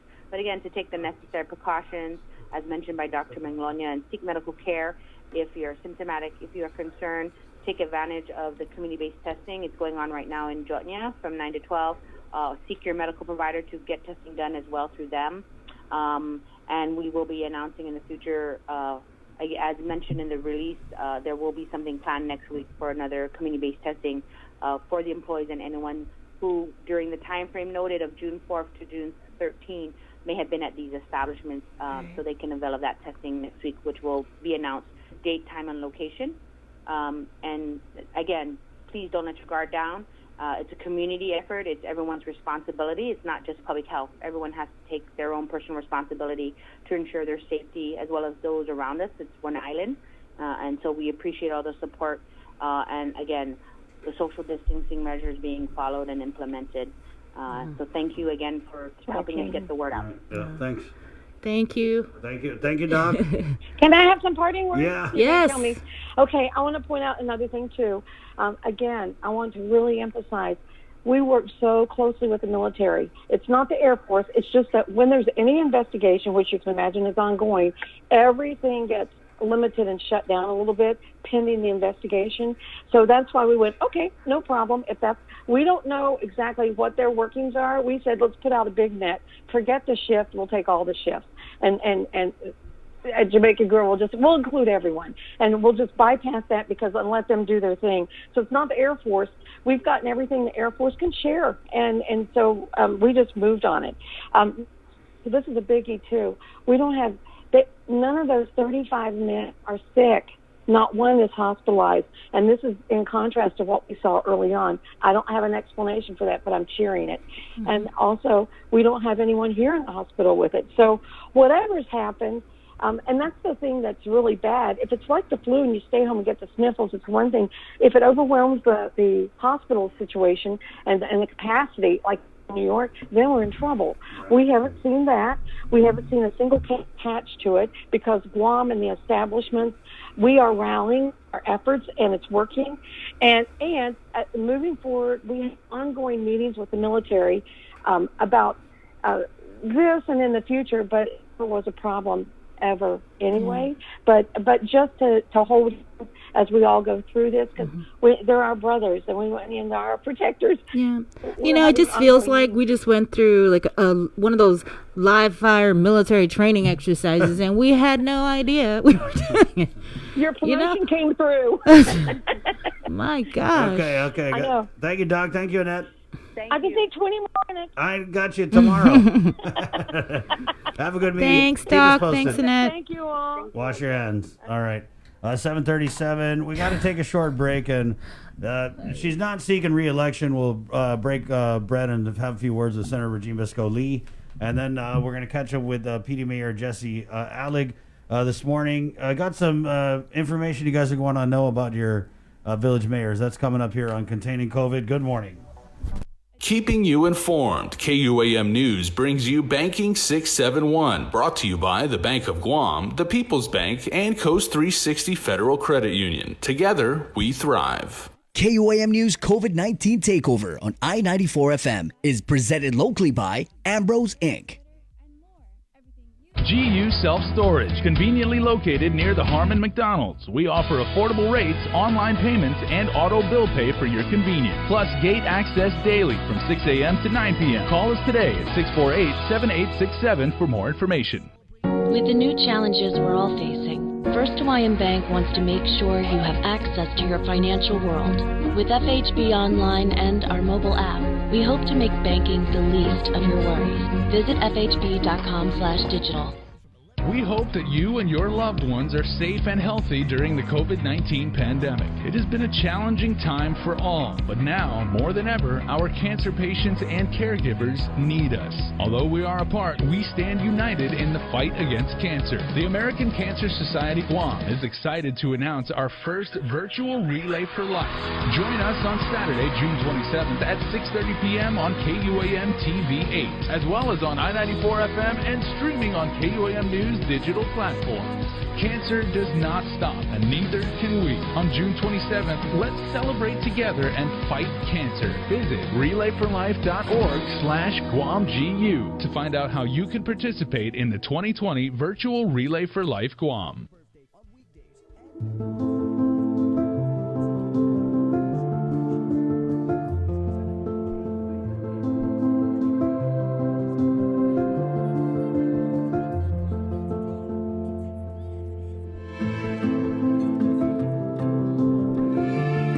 Be healthy.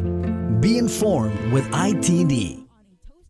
It's not always easy trying something new. Sometimes you have to help your loved ones along. Nana is so used to her weekly trips to the bank that going online can be a little scary for her. But her grandson knows that banking online is safer and easier. So he's teaching her how to get started using Bank of Guam's online banking videos. Teaching is one way to show our loved ones we care. Keep your family safe at home and show them how to bank online.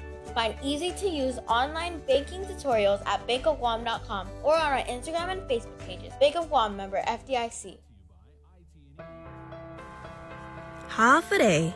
When it comes to applying for unemployment benefits, as it relates to the Pandemic Unemployment Assistance and Federal Pandemic Unemployment Compensation Programs, the first thing you'll need to do is create an account and register on HireGuam.com.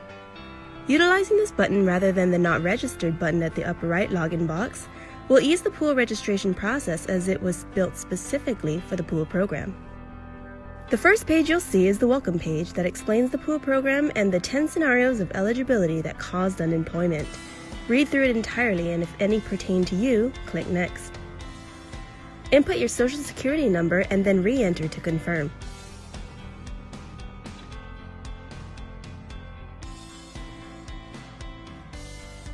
Notice at the top of the page, the eligibility section is completed and the registration process begins.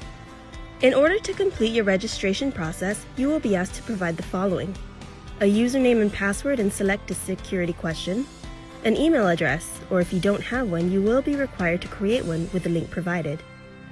Your residential and mailing address if different, your preferred notification method to receive benefit notices and updates, any prior military or current military service, education, occupation, your preferred payment method, such as direct deposit or paper check. Now, if you opt for direct deposit, you will need to supply your bank account and routing number. And since these benefits are taxable, whether or not you would like your taxes withheld. When you see the page notifying you to proceed to make your PUA claim, you have completed the registration process and may continue to the work history portion of the claims process. Input your last employer data, job title, and employment information. When the system prompts you to enter your last day worked, make sure you enter the date in which your employment status was directly affected by COVID-19.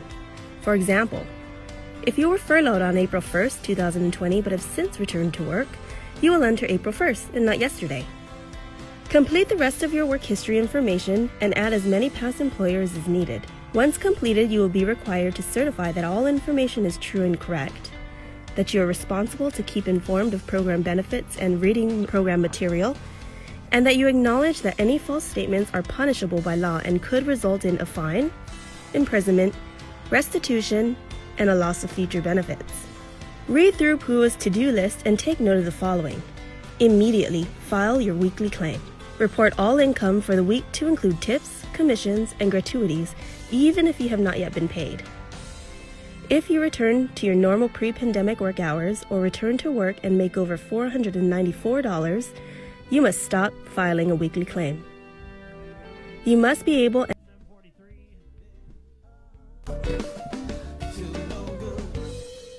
Classic jam here.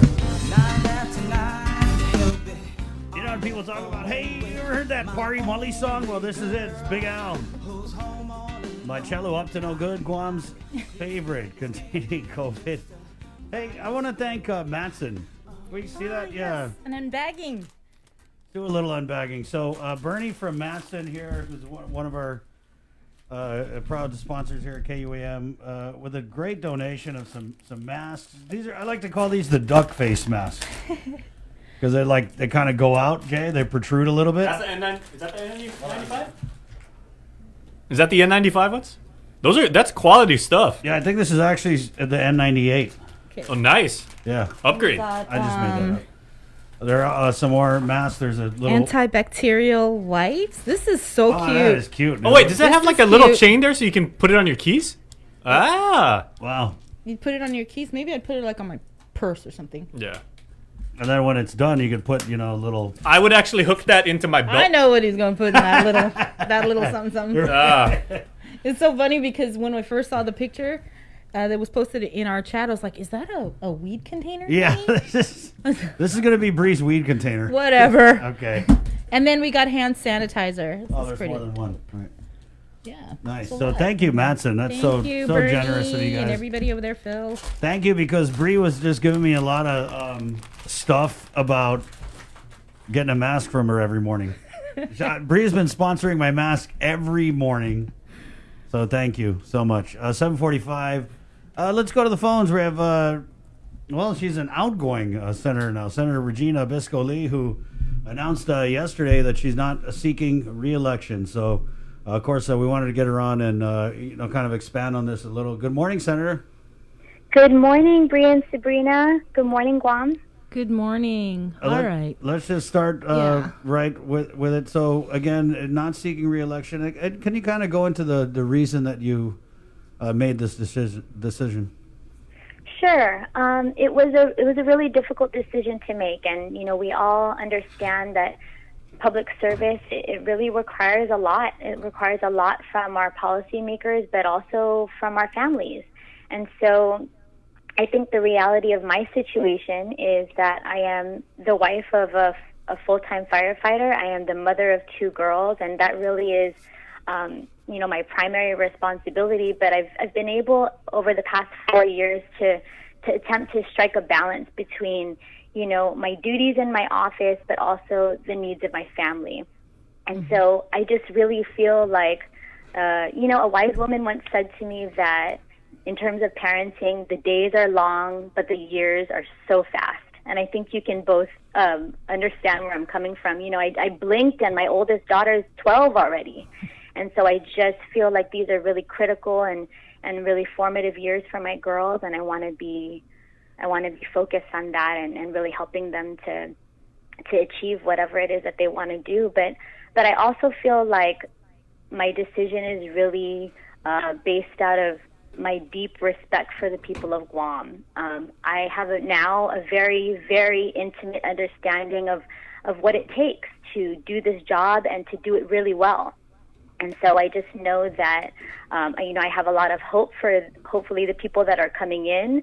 I want to encourage the voters of Guam to really vote wisely and to select wisely because, you might not think that this is important, but these 15 people, make decisions about our future and about the future for our kids. And so what could be more important than that? I really don't know. Senator, you talk about knowing what it takes to be able to do your job and do it well. Do you feel like you did a well job as a senator serving the people of Guam for what is it? Absolutely. These 2 terms? I'm really proud of what I've been able to accomplish. I mean, I kind of been thinking about all of the things that both me and my team have been able to do, and just in the past few years, my very first bill was taking senatorial pay raises and putting that money into our schools.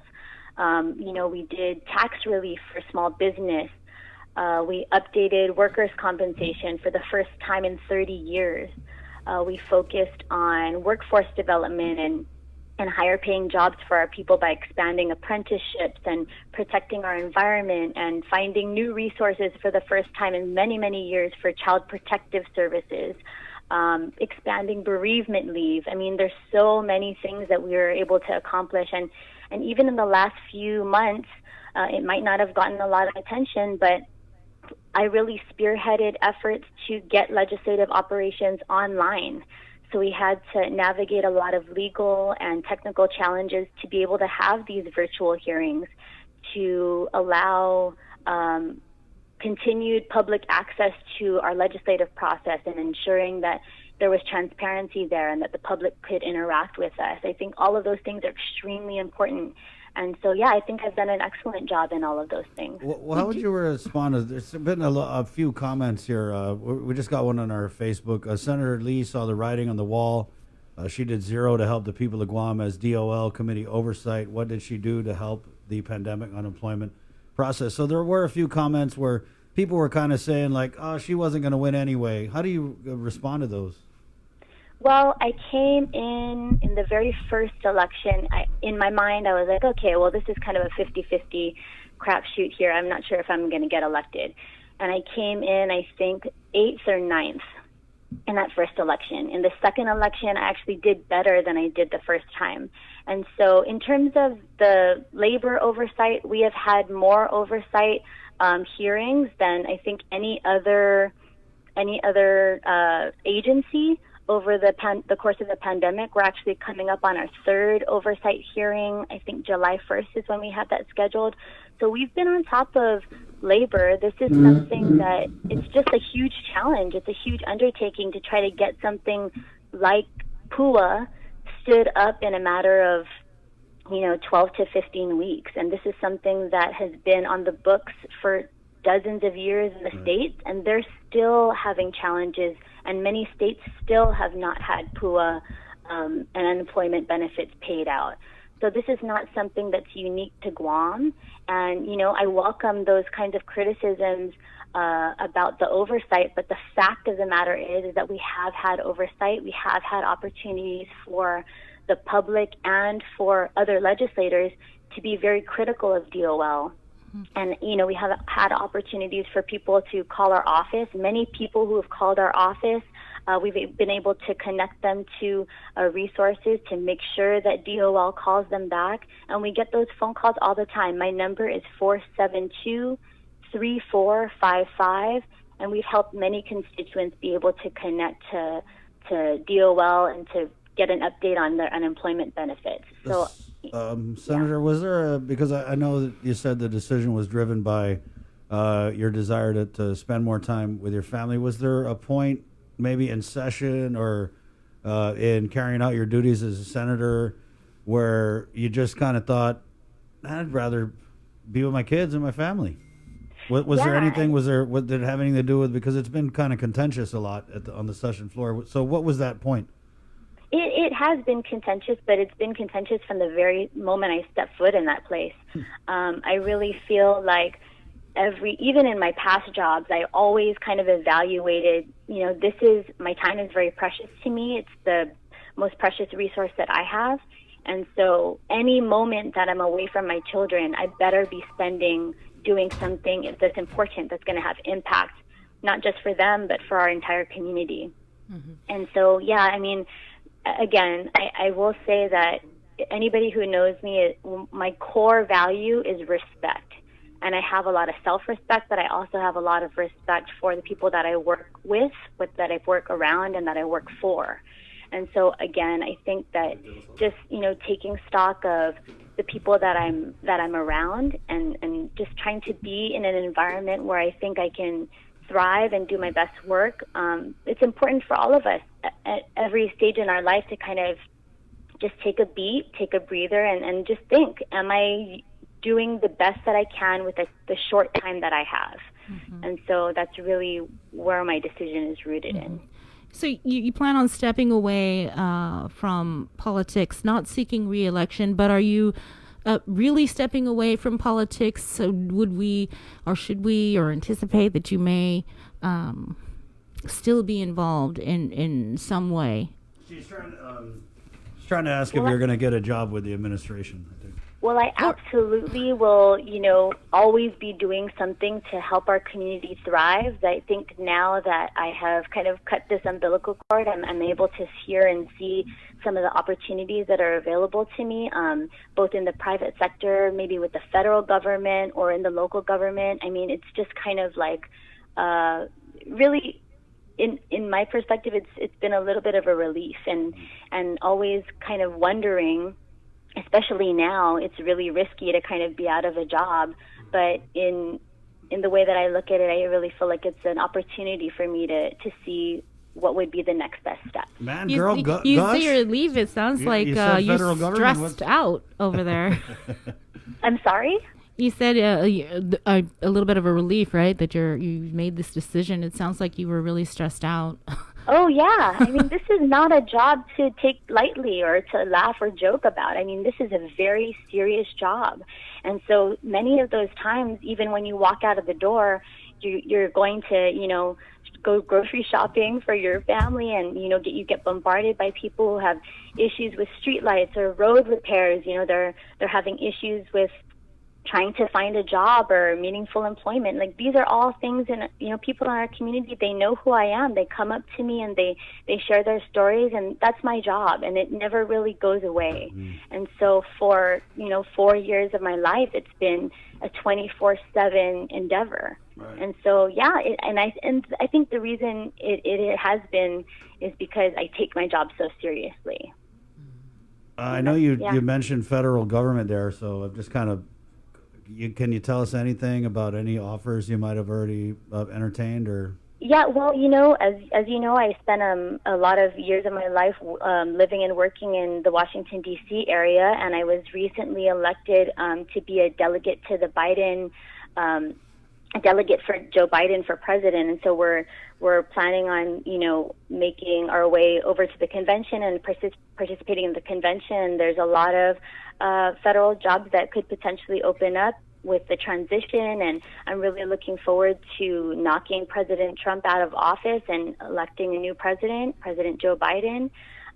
So, there's a lot of opportunities there as well, not just for me, but for the people of Guam to really have a more equitable and a federal government that listens to us. All right. Well, Senator, we just wanted to get you on and kind of break bread and go into this. Obviously, you're finishing out your term.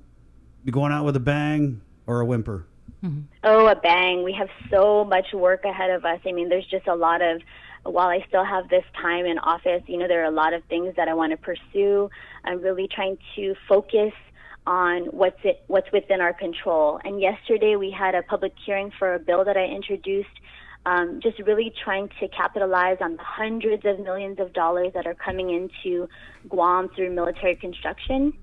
And so really trying to make sure that we have the people in place to keep those permits going and making sure that our resources are protected and we get that money flowing into our economy, especially at this very critical time.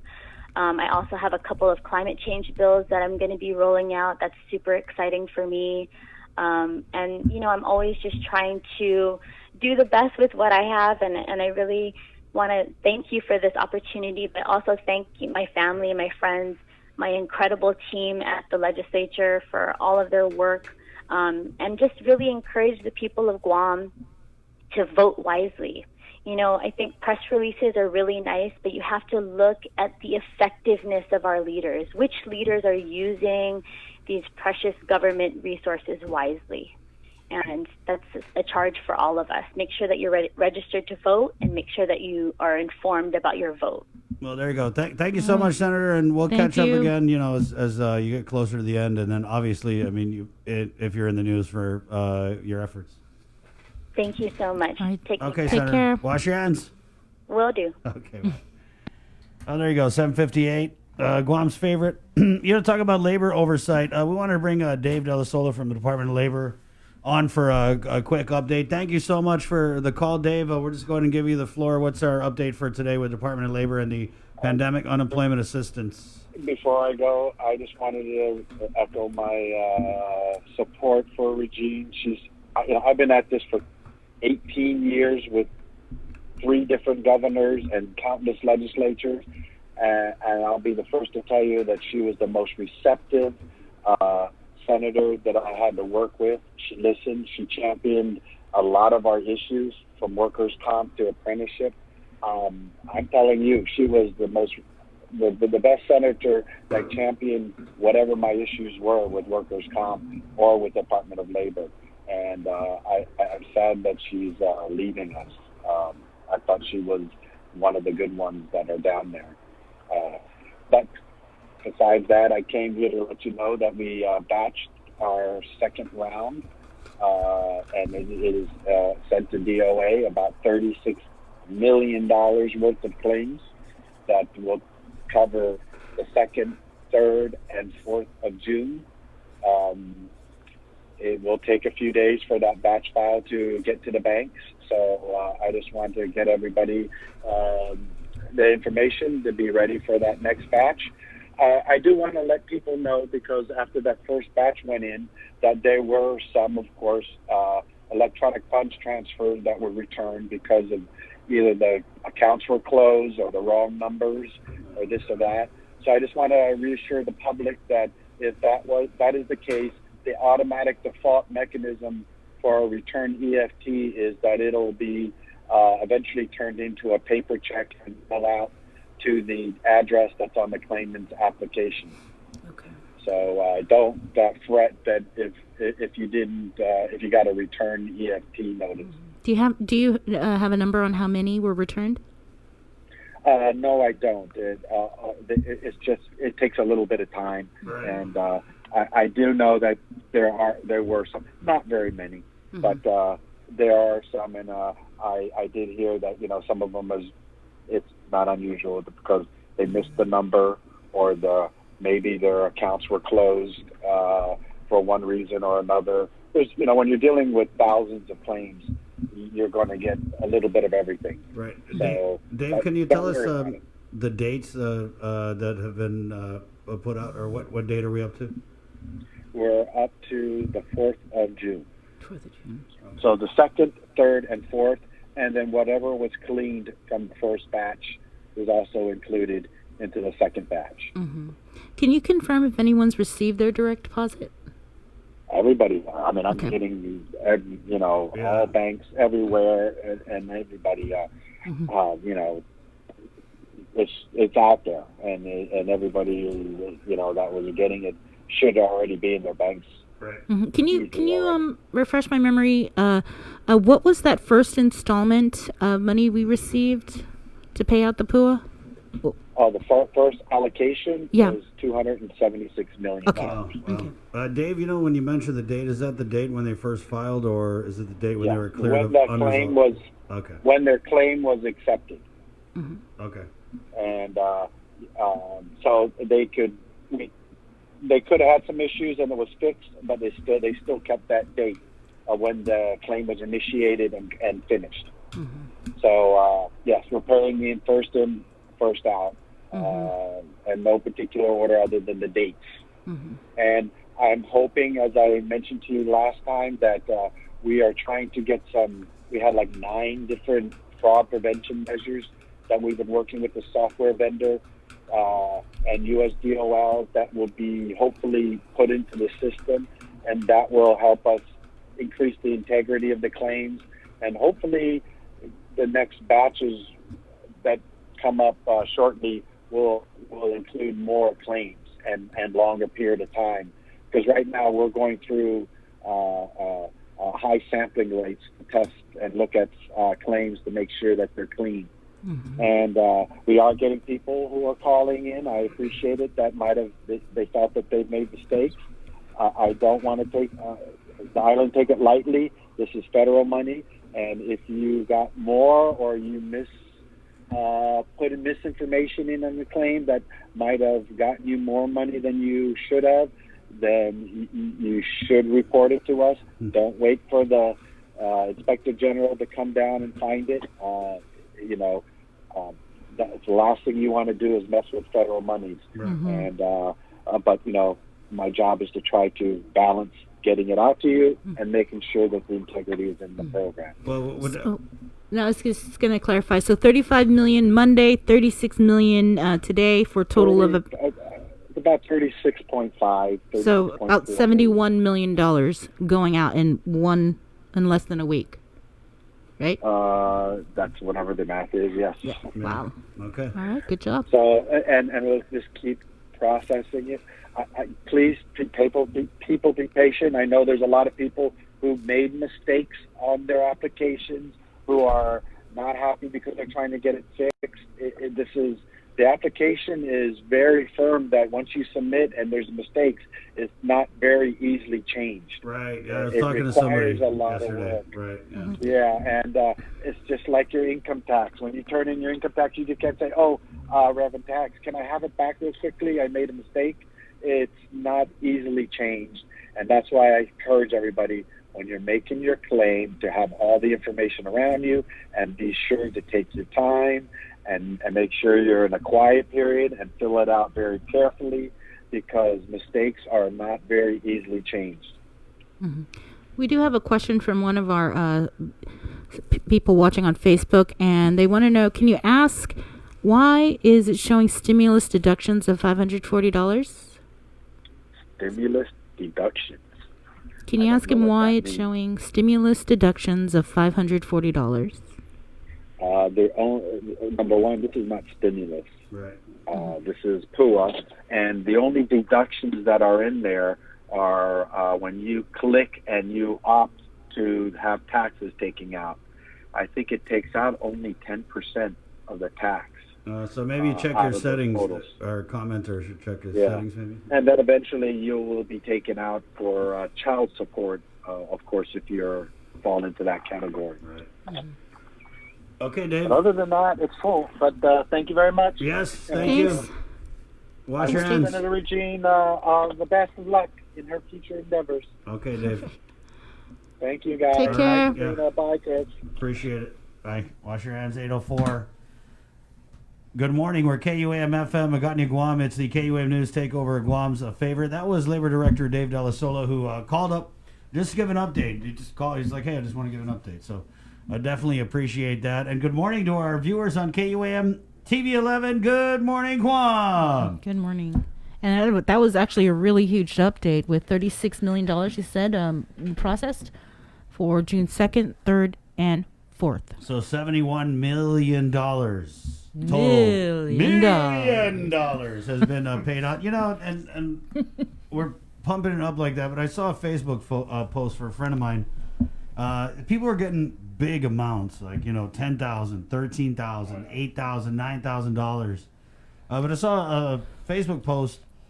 One of my friends was talking about a lady knew that got it, and it's, she hadn't been able to pay rent in 3 months. She hadn't been able to pay the power in 3 months, and that is basically a huge chunk of that unemployment. So people have been holding off on their bills, and I don't think anyone's getting a $13,000 check and throwing a party. They're playing catch up, and people are definitely still hurting. I was at the commodities line this morning. The demand is still so great. I feel like part of it, yes, $71 million out there, unemployment assistance. How long have we waited for this? Mm-hmm. So, there is that sense of relief, but I don't think that we can, let anyone off the hook just yet until the last person's paid, right? And they got over $260 million. And this is going to be a $900 million program. So that's crazy. Hey, it's 8:06. We got the news coming up. We're also going to break bread with PD Mayor Jesse Atlig and catch up with him, what's going on in his village, and also what's going on in the Mayor's Council. They had a meeting yesterday, so we'll do a little bit of that. Also, I got a comment yesterday to follow up on Department of Agriculture. There was some CARES Act funding that came out for fisherman assistance, okay? If you're one of those fishermen who actually catch fish, congratulations. So somebody asked me to follow up on it, so we will follow up with Chelsea and find out more info on that. We'll take a break now. We'll come back with our anthems and news right here on Containing COVID, which is proudly brought to you by IT&E, Ambrose Inc., Calvo Enterprises, Coast 360, and the Bank of Guam. Good morning. Keeping you informed, KUAM News brings you Banking 671, brought to you by the Bank of Guam, the People's Bank, and Coast 360 Federal Credit Union. Together, we thrive. KUAM News COVID-19 Takeover on I-94 FM is presented locally by Ambrose Inc.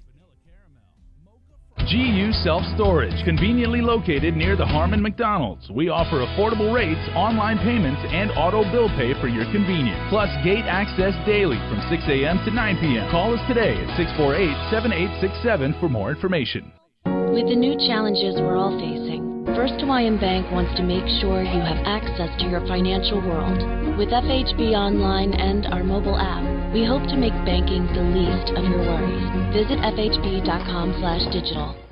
We hope that you and your loved ones are safe and healthy during the COVID-19 pandemic. It has been a challenging time for all, but now, more than ever, our cancer patients and caregivers need us. Although we are apart, we stand united in the fight against cancer. The American Cancer Society Guam is excited to announce our first virtual Relay for Life. Join us on Saturday, June 27th at 6:30 p.m. on KUAM TV 8, as well as on I-94 FM and streaming on KUAM News digital platforms. Cancer does not stop, and neither can we. On June 27th, let's celebrate together and fight cancer. Visit relayforlife.org/GuamGU to find out how you can participate in the 2020 virtual Relay for Life Guam.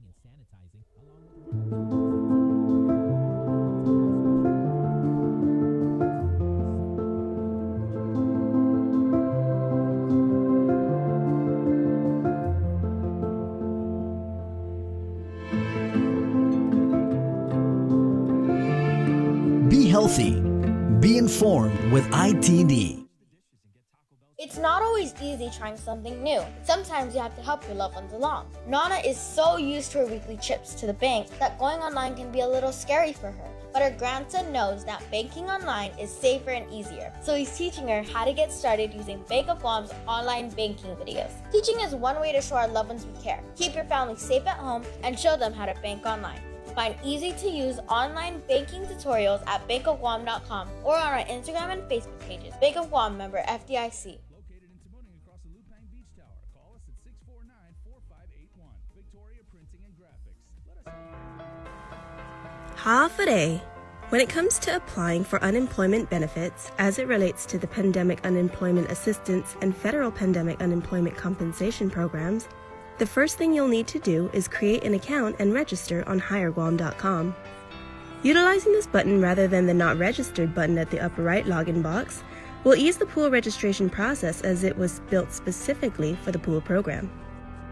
The first page you'll see is the welcome page that explains the pool program and the 10 scenarios of eligibility that caused unemployment.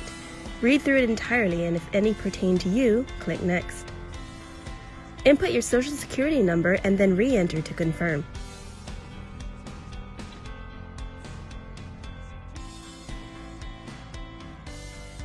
Notice at the top of the page, the eligibility section is completed and the registration process begins.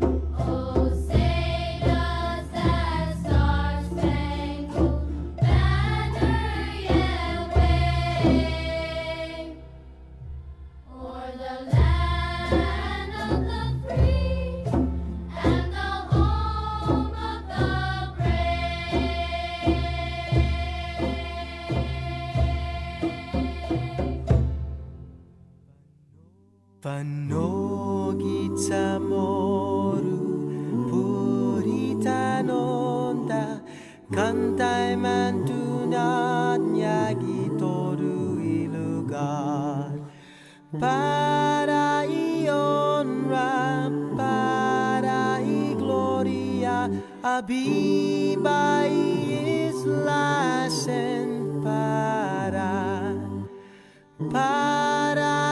honra para gloria abiba islasen para todo y tempo y paz para ita dan gini langit na bendición contra y peligro na fansa fuham dus protegis languam contra y peligro na fansa fuham dus protegis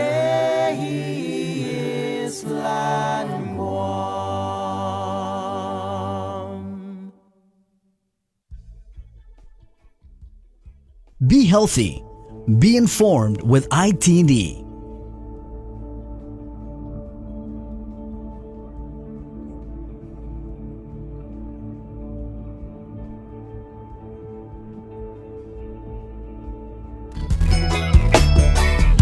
I've been hanging by the telephone, hoping that you call me late. You told me you needed more walks, more talks, more feeling close to me. You got to see this dance, Jason. Oh, Jason, come on over here and show your moves. Come on. I'm over here like grooving, and he's like behind the camera, really getting down. Come on, Jay. Come on, Jay. Show him. Show him. What is that? Come on. We'll That was end, like we'll a- end the show on a good note. we'll make that for a good note. Is it Walk like on. a duck walk or something, or? It's what happens when It you're was 6 like foot. a, body roll walk or something.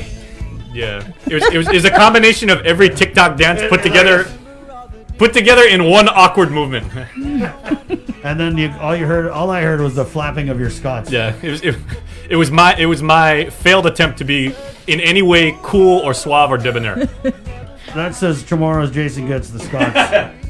Oh my goodness. Hey, good morning, Guam. We need another camera facing that way. We're gonna cover all the angles. Yep. The show is proudly brought to you by Cobble Enterprises, Ambrose Inc., ITD, Coast 360, and the Bank of Guam. Good morning. We're also powered by coffee from Coffee Slut this morning. And thank you to Matson for a generous donation of masks and future weed containers. For you. For you. For you. Yeah, it's really cool. These were they N95? Disposable mask 4. I'm not sure. 4 disposable masks in here. Those are the ones that like stick out a little bit. Yeah, I think Yeah.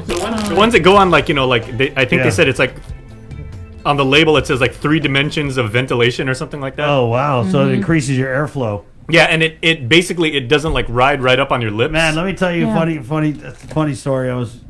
After I checked those homeless last week, I went by Agana Precinct, and then I did a left onto that road, and I was at the stoplight at Angel Santos Park, and there was an elderly lady there with a sign asking for money, and she had on her mask, so I was like, oh man, I'm coming. And I gave her a couple bucks, and just randomly she was like, I'm tired of wearing this mask because my breath stinks. Oh man. I felt attacked. Okay. Yeah, so that's good, that increased airflow. Okay, I was on Twitter earlier, and our Twitter followers are awesome. There are 2 things going on Twitter, and people are talking about, they're like, hey, we want to take care of Guam, so we always mask up. But people were saying, have you ever actually, and Bree's a big fan of like gum, right? I think your favorite is like what? Peppermint? Spearmint? Watermelon. Yeah, okay, well, or have you actually, Watermelon, Chris, Hubba Bubba. have you actually jammed like an Altoid? Like one of those really super concentrated menthol things, or, used Scope or something, and then put on a mask? Your own breath, when it has like the menthol stuff, you will make yourself temporarily keten. Your eyes will cross in like opposite directions. Right, it's like you put Vicks on your mustache. Yeah, really. Oh, thanks, Jay. Always providing some left field insight, I'd like to say. It's on the internet, we call that spam. It's unsolicited information. It's 8:18. I could use the other kind of spam though. Okay, well, good morning. Let's put on our news hats. You ready to be serious now? Yes, From the KUAM news team. With a dive into the day's COVID-19 headlines. Good morning, Sabrina Salas-Mantanani. Half a day, everyone. The number of COVID cases have gone up. Out of the 319 tests ran through Public Health's Lab, 5 turned up positive yesterday. These results include samples from community testing in Barrigada and Agana Heights. Additionally, yesterday afternoon, a man between 30 to 39 years old also tested positive. His sample was ran through DLS. He had no contact to any previously confirmed cases. The current count of COVID-19 cases on Guam is now 231, with 5 deaths, 174 recoveries, and 52 active cases. Meanwhile, community testing is being offered today in Jotnia at the parking lot between the St. Francis Church and school from 9 a.m. to 10 o'clock in the morning. Again, it is free, and you do not need to have symptoms to get tested. Just bring an ID. Public Health has released a list of 30 establishments where the airmen from the Guam Reef Hotel who tested positive went to. Most are in Tumon, but they also patronize restaurants in Talafofo, Agate, and Santa Rita. 11 on the list were dine-in restaurants. The rest were takeout and convenience store stops. Public Health is asking people who have frequented these establishments from June 4th through June 14th to monitor their health. You can find that list now on our social media platforms as well as on KUAM.com. Again, Public Health is asking if you visited those establishments from June 4th through the 14th to monitor your health. Public Health will announce a testing site and a date for next week. Individuals can also be tested at their doctor's office. The agency also is standing up a new epidemiology laboratory that will enable it to better handle unexpected spikes in viral infections, like the recent cluster of COVID-19 positive airmen at the Reef. The federal funding for the lab was discussed during a budget hearing yesterday for Public Health. Oversight Chair Senator Therese Terlahi asked Public Health Director Linda DeNorsi about how quick they'll be able to respond. Hoping it means within a couple days at the most to lock down whatever we need to make sure that the public can be informed of what they need to know. Yes, we have everything in our plan, and I'll Okay. be happy to share that with you as well. All right. That itemizes how many people for each of our branches within the Department of Public Health. When do you expect that to be approved or implemented then? Right away, actually, we have all these fundings, so we're already moving forward with the recruitments of these people. Are hiring 42 new registered nurses and nurse aides. Also during the hearing, Public Health discussed a $6.4 million federal grant program for local daycare centers. An implementation plan is currently being reviewed by the Attorney General's office.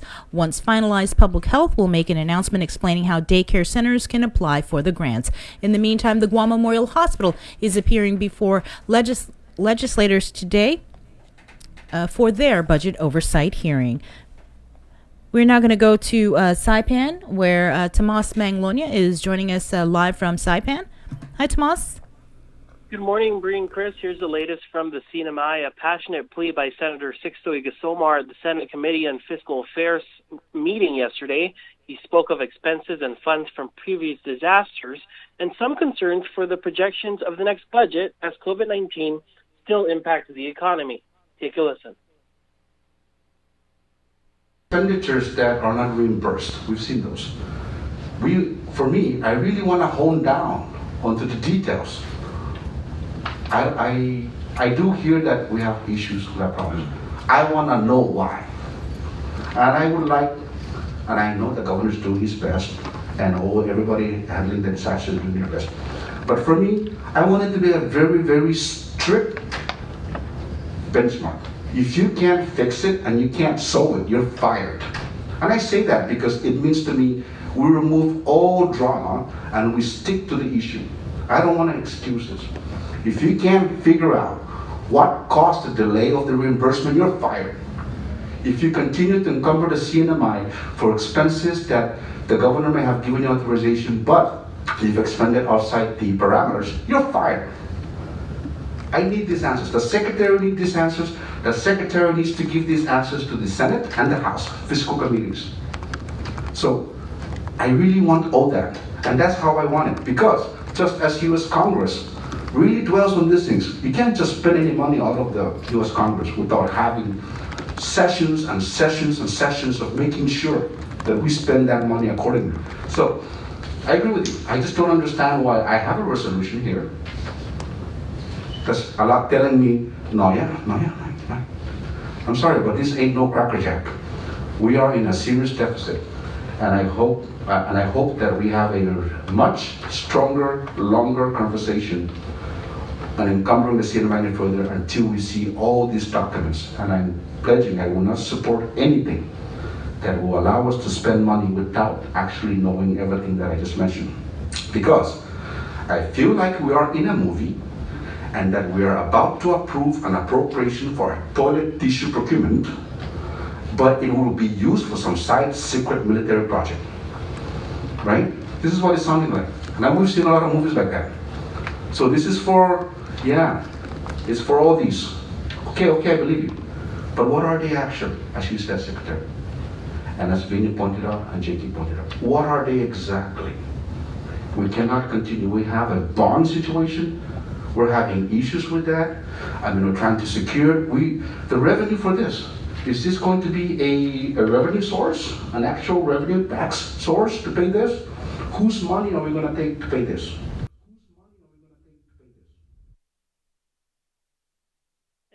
COVID news, the CHCC has a new announcement. The Governor's COVID-19 Task Force and the Commonwealth Healthcare Corporation would like to remind travelers who are CNMI residents that arrived on Saturday, June 20th, to get their specimen collected today, June 25th, at Kanoa Resort Saipan between 8:30 a.m. and 11 a.m.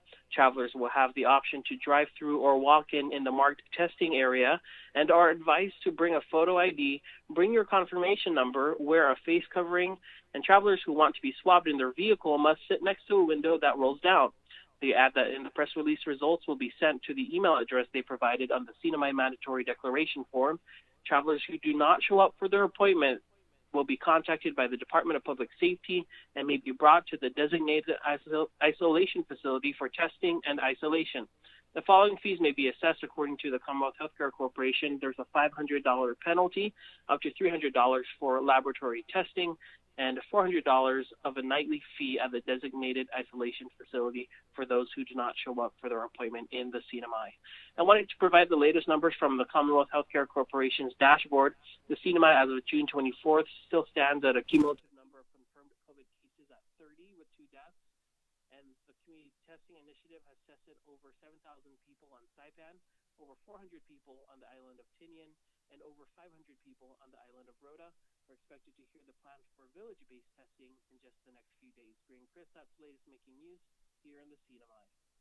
Thanks, Tomas. Back on Guam, the Guam Police Department has made an arrest in connection to Tuesday's fatal shooting in Agana Heights. KUAM's Adriana Cotero reports with the very latest. At this stage of the investigation, we've only identified Mr. Mendiola as a person of interest. Early this morning, Guam Police Department CID investigators arrested 49-year-old Anthony Gregory Mendiola. Mendiola is a resident of the home along Chalan Kenton Tatuhan Drive in Agana Heights, where the fatal shooting occurred on Tuesday, and he was transported from the crime scene to GPD headquarters in Tizen. GPD spokesperson Sergeant Paul Tapau. To the course of the investigation, and he was charged for the counts of reckless conduct, family violence, possession of a firearm without a valid firearms identification, the use of a deadly weapon and commission of a felony, and unlawful transfer of a firearm. The man shot was identified by family members as Joey Mantanani Zamora. GPD has classified the case as a death investigation. It has not been determined whether foul play was involved. Sergeant Tapau says a change in the classification is dependent upon the findings of an autopsy. This case is still open, and our detectives still continue to conduct follow-ups within the area and, of course, the scene. GPD could not confirm if any other suspects were involved. Reporting for Guam's News Network, I'm Adriana Cotero. 2 police officers were injured in a hit-and-run crash that occurred at the Guam Police Department's Central Precinct Command in Sinahanya Wednesday morning. Police spokesperson Paul Tapau says the Highway Patrol was activated to launch a crash investigation, while the Criminal Investigation Division was activated to launch an investigation into aggravated assault. Tapau says just before 10:30 yesterday morning, a car crashed into a police cruiser with 2 officers inside and then fled. The crash occurred in the parking lot. He says they do have a person of interest and are currently seeking out the whereabouts of that individual. The deadline to file for candidacy in the upcoming election is June 30th, and one person who won't be running is Democrat Senator Regine Bisco-Lee, who announced she won't be seeking re-election. She said it was a difficult decision to make. Quote, as we all know, public service makes certain demands not only on us policymakers, but on our families as well. As a wife of a full-time firefighter and a mother of 2 young girls, I've strived to strike a balance between the duties of this office and the growing needs of my family. In national news, new cases of the coronavirus in the United States have surged to the highest level in 2 months. The U.S. reported 34,700 new cases on Tuesday. That's more than on any single day since April 24th. And California announced a new record of more than 7,000 cases in the last 24 hours. Hospitalizations are on the rise in at least 14 states. Nancy Chen reports from New York, where a 14-day quarantine is being imposed on certain travelers coming into the state. Florida reported a record number of coronavirus cases Wednesday, about 1,500 cases higher than the previous record set just 4 days ago. Most of it is community transmission, particularly amongst the 20 and 30-year-old group. Texas has also seen a surge. The number of hospitalizations in Houston has tripled since Memorial Day. If we don't all work together to bring this curve back down, yes, we're going to have a challenging situation. Some business owners in Houston are voluntarily shutting back down. I don't know how many people have to get sick and die so I can stay in business. At least 17 high school students from Ohio tested positive for the coronavirus after a recent trip to Myrtle Beach, South Carolina. The county they're from previously had reduced infection rates to 0. In a reversal from just a short time ago, when the New York metro area was the epicenter of the pandemic, the governors of New York, New Jersey, and Connecticut are now announcing a 14-day quarantine for travelers coming here from hotspot states, including South Carolina, Florida, and Texas. It's only for the simple reason that we worked very hard to get the viral transmission rate down. We don't want to see it go up because a lot of people come into this region. and they could literally bring the infection with them.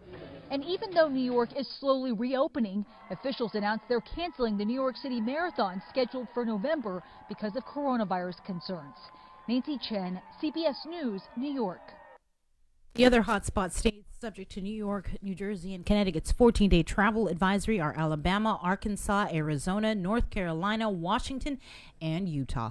But the states on the list can be changed based on their infection rates. In your Banking 671 report, anyone can be a victim, but there are some precautions you can take to safeguard your personal and financial identity. Be mindful of phishing schemes, unsolicited emails, and text messages that include links to phony, look-alike financial websites or even companies that you know or do business with. Be cautious with information you share on social networking sites, and don't post things like your address, phone number, date of birth, email, or social security number. Never release any of your personal identifying information, credit card or bank account numbers over the telephone, via text message, over the internet, or by email unless you have initiated the contact.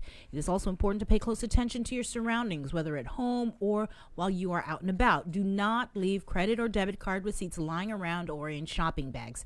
At an ATM or checking out store, use your hand to shield your PIN if there are people standing too close to you. When shopping online, only use trusted, secure websites, and before providing any personal or financial information, make sure the address bar changes from an HTTP to an HTTPS address and includes a yellow padlock logo. That is your Banking 671 report, brought to you by the Bank of Guam and Coast 360. And finally, just a reminder to make sure to catch the Guam chapter of the American Cancer Society's virtual Relay for Life. It airs this Saturday, 6:30 p.m. on KUAM TV8 and streaming on our social media platforms. And that is your news. Thank you so much, Sabrina. 8:32. Let's go to the phones here and check in with PD Mayor Jesse Eilig. And it's kind of, we try and go round robin, visit each of the villages. It's our cool way of getting out of the studio. So, Mayor, we'll go ahead and give you the floor. What's the latest news from the village of Petey? Off today, guys. Good morning. Morning. Thank you, by the way, for the yes. treats. First things first. Thank you. Thank you so much for the empanada on Monday. And the fried rice. And the fried rice. And the shirt. And the shirt. And mugs. I just drank coffee out of the mug. Okay, that's a good thing. I hope you guys enjoy the shirt and the mug because, we're very proud of what we do here in PD. And we really do like that shirt. And we hope you wear it. It's a comfortable one. It's a little bit tight, Mayor. Okay, we can get a bigger one. Yeah, that's like a PI large. I'm more on the XL, hey, ask anybody. Right. Hey. Well, I'm proud to say that even Governor Leon Guerrero wears the shirt. We get word that she wears it out in the street, so nice. I'm happy about that. That's a cool little logo. Who did that logo, Mayor? Austin from Seawalker, Austin Nice. Domingo. Nice. So when I first came in, that was one of our projects to clean up our walls up at the Polaris Point area. Right. And Seawalker was generous enough to have Austin put that together, and then they paid for it all. So we all really liked it, and so that kind of became our logo with Austin's approval. Yeah. So it's kind of a cool thing. It's beautiful. Yeah, it is awesome. And thanks again. Right. You're welcome. Thank you too. Now that And, we buttered each other all up, let's get. So what's going on in your village? Well, it's still kind of slow. People are staying home still, which is a good thing. Our baseball field is I still don't open the baseball field. And I know we have some teams that are looking forward to practicing, but hopefully in the next couple of weeks we can get them out. We are doing mixed fit though. I do see that cup, and but I do know that we've started our mixed fit in Santos Park, and that's actually a good turnout. People social distance properly, and we don't have more than 25 at least for this week, and then perhaps we'll have more for next week because more people are calling. So we're still keeping active. That's a good thing. And but other than that, no major problems. I think one of the things that I still bark about is the recycling revolving fund money. We still have not gotten it from. Well, I think the MOU is with the AG's office at the moment, and that's kind of that's the holdup. But the longer we wait, the more trash builds up, and the quicker the fiscal year runs out, and the less time we have to use the money again. and they'll continue to blame everybody about why things are not done. Right. So at the same time, we still pick up what we can and disclose what we can within our own means, and not have to wait for everyone, because it's still real slow, as it has always been. Right. How are you guys involved with the big Get Up and Move, not Gus Gus Guam cleanup Saturday? I've heard that there's going to be obviously some cleaning up in the PD area along the main road. So I appreciate the effort, and I do acknowledge the desire to create a beautiful Guam, or continue to create a beautiful Guam for our visitors and for our island, for our residents. It's going well. We'll support the effort by disposing the trash that the agencies and volunteers pick up along the roadside. But I am concerned about the gathering, and I am concerned about, social distancing and health concerns, because we just, I think some people are still taking it lightly and not really being cautious. Yeah, I keep forgetting, Mayor, to ask public health what they think about this cleanup. But, all the assurances are that they are going to do the social distancing, that they're going to be wearing the masks. So I think everybody, got to be conscious of that, especially with the, recent events. Well, yeah, and you know what, exactly. And the thing is, I think more and more people are conscious, but I still think there's a large majority that, feel that they don't need to wear a mask, or that they don't need to be distant from another person, or, those kinds of things. So I am concerned about it, because if we're considering a second wave, if we're suffering now, I think we're going to suffer more should there be a second wave. And that kind of brings me into the thought of, what are we doing as a government to save for that rainy day? Because that rainy day is going to come. And as a homeowner, as a citizen, as a small business owner, as just as a person, you worry about your own finances, and you save for that rainy day. But what happens with the government when we're out of money? What happens when we're out of CARES funding? Because it's going to run out. And I haven't heard anyone talk about it, or if I have, perhaps I'm under a rock. But I think I'm concerned about how the government's going to proceed when we run out of money, because I don't hear anyone talking about saving for that rainy day, which I think is going to come real soon. Yeah, we're working off a budget from last year. Correct, exactly. And I'm not sure how, of course, in our own work here in PD, I think about what I'm going to do to not have to use district funds or appropriated funds, or how we would have to work with less funds, and not for more, at least for now. So I'm concerned in general, because, for me as a small business owner, I'm worried about, salaries. I'm worried about bills. I'm not sure if the government is worried about salaries, because if the government workforce doesn't get paid even 32 hours, I'm not sure what kind of economy we're going to have, even, without the tourism and all. Did you have to make a bunch of expenditures from your current budget to respond to this crisis? So that the council as a whole, which Angel directs, Angel takes care of that portion. When it comes to us, of course, we make our recommendations to him, and then he takes it from there. But in our own districts, we manage our own, how we spend our money, and then of course, we have the option to use it or not. Right, but during the COVID crisis, did you have to expend money to respond outside of what you're budgeted? Oh yes, certainly. And that's when you think about the gas. I mean, we spend a lot of money on gas, because our trucks and our vehicles move around daily, and other supplies that we need to take care of before we got the purchase orders for the PPEs. So yes, we did have to spend out of our district funds and out of our pocket, because not every vendor accepted a government purchase order. So, we did have to spend out of pocket.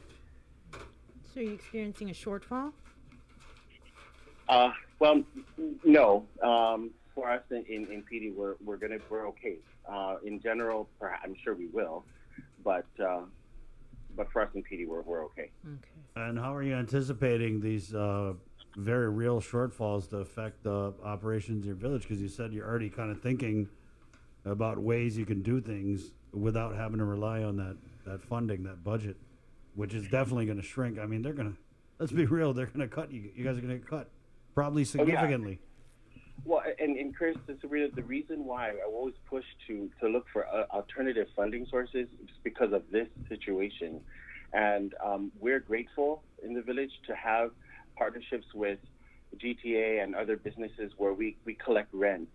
So we do, we've worked hard, my municipal planning council and I, we have worked hard to look and see where we can obtain funding sources outside of the general fund should something like this occur. Of course, we're not able to pay salaries, and that's going to have to come out of our appropriated funds, which of course we're hoping will be okay. But for the other things, the operations of the village, I can't say that what we receive can cover everything, but I'm sure it'll be able to supplement some of the shortfall. Right, and so I mean, talking to mayors, I know they look for grants, they look for money, they look for any type of programs that could bring money into the village. Are you going to be kind of doing the same thing? Well, I've always wanted to get grants for PD, but I think the good thing is that the people of PD make too much money. The bad thing is that they make too much money. We don't qualify for anything from Gura. Okay. Maybe you should try applying after COVID. You know what? Right. Well, I'm hoping that the 2020 census will make a big difference Right. in our standing with Gura and other grant applications. Right. Census everybody now before they get the unemployment. Well, yeah, that's true. And they're actually around the village, so I'm hoping that it'll work for us to our advantage. Mayor, wanted to switch gears here a little bit. Sure. We send a lot of FOIAs out there, and I sent a FOIA asking the Department of Administration to provide us documents about who was paid the COVID differential pay. And just for a little background, as I'm sure you know, the COVID differential pay, there are three tiers. There's a 10%, right? And then there's a 15%. And then the main one is a 25%. 25%, right. And so I actually had to FOIA it a couple times, and they ended up giving me a list of all the agencies and all the people who got the COVID differential pay. I mean, man, Mayor, it was like 400 pages. And the font was just so tiny. Is it up on our Twitter? Yeah. Okay, you can check our KWAM News on Twitter if you want to look at it. It was just nuts. It was the smallest. I mean, this is like 2-point font. It was crazy. It really was. I don't have a copy here in my office. But, okay, yeah. So in going through this, man, I was getting Kitan. Just trying to read the names, but then when I got to the Mayor's Council of Guam, I was very, very surprised to see that a bunch of your colleagues, elected mayors, received the 15% COVID differential pay. Mm-hmm. Right. So, well, we were given the option to accept the pay or not, and I did not accept the pay. So I can't answer for the others that accepted the pay. But I'll tell you why I didn't accept it. I didn't accept it because the people that work with me, that make things happen in this village, they really deserve to be paid more. And if my pay could go to them, then I would have preferred that. There are so many other workers within the island that have worked hard during this pandemic, and they all deserve the pay. I can say that I think I'm paid sufficiently, and if my staff and other workers could get paid more with the money that could have gone to me, then I would have preferred that it paid them. Unfortunately, it can't, but that's the main reason why I didn't take it. And unfortunately, like I said, it doesn't add on to the people that I think deserve this pay or this increase for the work that they've already done and the work that they continue to do. Right. But yeah. So just looking at the list, I don't know whether to read off who got it, or it seems almost simpler to read off who didn't get it. And just from what I was able to review, there are 5 village mayors who did not get the COVID differential pay. There's you, right? Mayor Jesse Gogui of Chalampago. Okay. Mayor Ernest Chargaloff, I believe. I also didn't see his name here. Mayor Doris of Inalahan. And did the Jotnia mayor get the COVID differential pay? Well, I don't think they had a mayor then. So we just swore in Mayor Bill recently, so I don't think he would have won. Right, yeah. Now, if that was on the list, I would be like, wait a minute. All kinds of juicy. That we definitely have a problem. Right, yeah. Oh, here we go. So, yeah, if you guys can see, this is what I got in my FOIA. I mean, good luck reading. I already got bad eyes. And that's just only 4 pages. Yeah, and so it's just all the government of Guam. We're going to be going through it. But, yeah, so reading off some of the mayors who did, Mayor Robert Hoffman, Mayor Paul McDonald, Mayor Melissa Tavares, Mayor Luis Rivera, Mayor June Blas and her vice of Barragata, Mayor Kevin of Agate and his vice, Mayor Rudy of Jigo and his vice, Mayor Frankie Salas, Mayor Vicente Taitagui, the vice mayor of Dedido, Mayor Rudy Paco, Mayor Del Alvarez, Mayor Johnny Kanata of Umatic. And all these mayors received the 15% COVID differential pay. I think they should have got 25. Yeah, and Bree and I were talking about this because I actually found out, the other night, and we had a pretty in-depth conversation about it, right, Bree? Yeah, I think we're kind of fighting. No, we were almost fighting about it, Mayor, because I kind of feel like, and it's weird. I'm just in a weird spot because we spent the whole COVID talking about how hard the mayors were working, how much slack they were picking up at the village level, how they were kept out of the loop with the COVID testing and all the and you know this, Mayor. Well, you know what, and I agree. I think I don't want to say we deserve it. I think we've earned it, but at the same time, I also believe that the people, like I said, that make things work for me here in PD, or for all of us here in PD, deserve a whole lot more than they're earning now.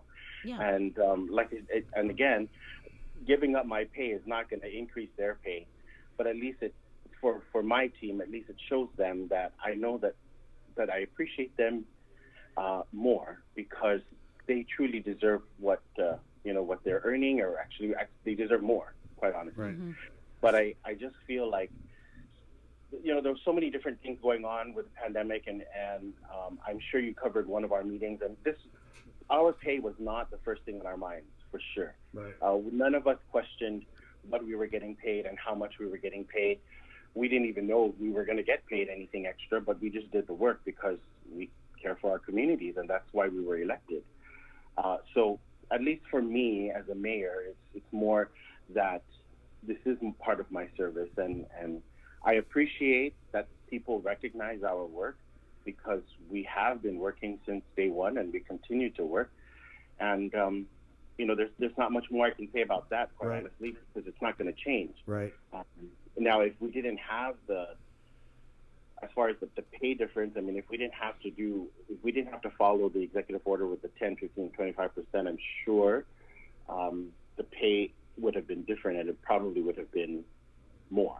I would anticipate double pay, right? Mm-hmm. Correct. Yeah. So, Mayor, just to refresh our memory, mayors make, is it $70,000 a year? $75,000 a year, and so you're basically saying that on the money end, you're good. You don't need a penny extra. What about everyone needs more, right? Everyone would like more, but when I'm saying that it's sufficient enough for what I'm doing. Right. It really is. And when you compare my salary to my team's salary, there's a stark difference. Right. And I can't change it because it's law, but if we could, I would. And unfortunately, I can't. What do you think people are going to say about this, though, when they are finding out now that the mayors who were elected to do a job at the village level got this, 15% on top? Well, like I said, I'm sure there'll be differences of opinion, and But at the same time, I don't. Yes, they've earned. I think all the mayors have earned their pay. But I don't want to comment about what people would think, because everyone will have a different opinion. What about for how long? Because I FOIA'd the duration of the pandemic, but from what you're understanding, how long did your colleagues get the differential pay? Well, I believe it's the same as our staff, so I think it would have been since March 14, if I'm correct, which is the very beginning of the executive order or the declaration of the emergency. So yeah, since I think March 14 is when they were compensated. Up until now. Was everybody given the same amount? Like 10%, 15%? No. Well, no. Yes and no. It depends on the work that they performed, right? So yeah. So in your timesheets, the timesheets will note how many hours they worked and what type of work they performed, and that'll determine the category. So it's the categories are the 10%, 15%, and 25%. Who made the ultimate decision on the level of exposure, at what rate they were going to be paid the differential pay? So as the mayor, we determine what they do, and then we of course put down what we believe the category is. But then I believe it is DOA that makes that determination if it's okay or not, and if it's not, then it's kicked back and it's redone based on a recommendation from them, I believe. What do you think it says, Mayor, that only five village mayors opted not to get this COVID differential pay? Do you think that tells more of a story than the flip side of it is that everyone else did? Well, like I said, everyone thinks differently. I'm not sure why the others felt, or why the five or the other four felt that they didn't need to accept the pay. But it's kind of difficult, because when you take a look at the ones that did not accept it, I mean, I think we're all a different age, that's for sure. Yeah. So I'm not sure what their thought process was on it. But for the rest, for the remaining, quite honestly, I know that everybody worked hard and everyone was in danger, because and most of us, I think, in the Mayor's Council have comorbidities. So, we could die out there just like everyone else. But because of the fried rice and the empanada. But I think I don't want to comment on it other than did they earn their keep? Yes, they did. Yeah, no one's saying they didn't do the work. They certainly did. Right. But now I'm just wondering, they're the only elected officials who got this pay that I know of. I don't think the governor or lieutenant governor are out here we're going to get a 15% too. But these elected officials, though, were out there on the street helping people, going door to door. I just don't see the mayors just kicking back in their office. No, I don't think they were. But then again, when you're elected mayor, it comes with a certain amount of responsibility that you're already compensated for. And that's true too. But this differential pay was what I want to say about that based on level of exposure. Sorry. Correct. No. Even if it was if it was a typhoon, right? If it was a typhoon, we would not get the overtime. Right. We would not be authorized for overtime pay. So that was one of the other factors. Was if we couldn't get it then, what makes me think I can get it now? Right. Yeah. Right? So that was another thing. Was looking back at previous disasters, the mayor, the elected official, could not accrue overtime pay. So what makes the pandemic different? That's all I'm saying. I'm not saying they didn't do the work, because they did do the work. Correct, and that's the other reason why I'm saying the double pay is also what I believe our team deserves, because they worked just as hard as if it was a typhoon. Right.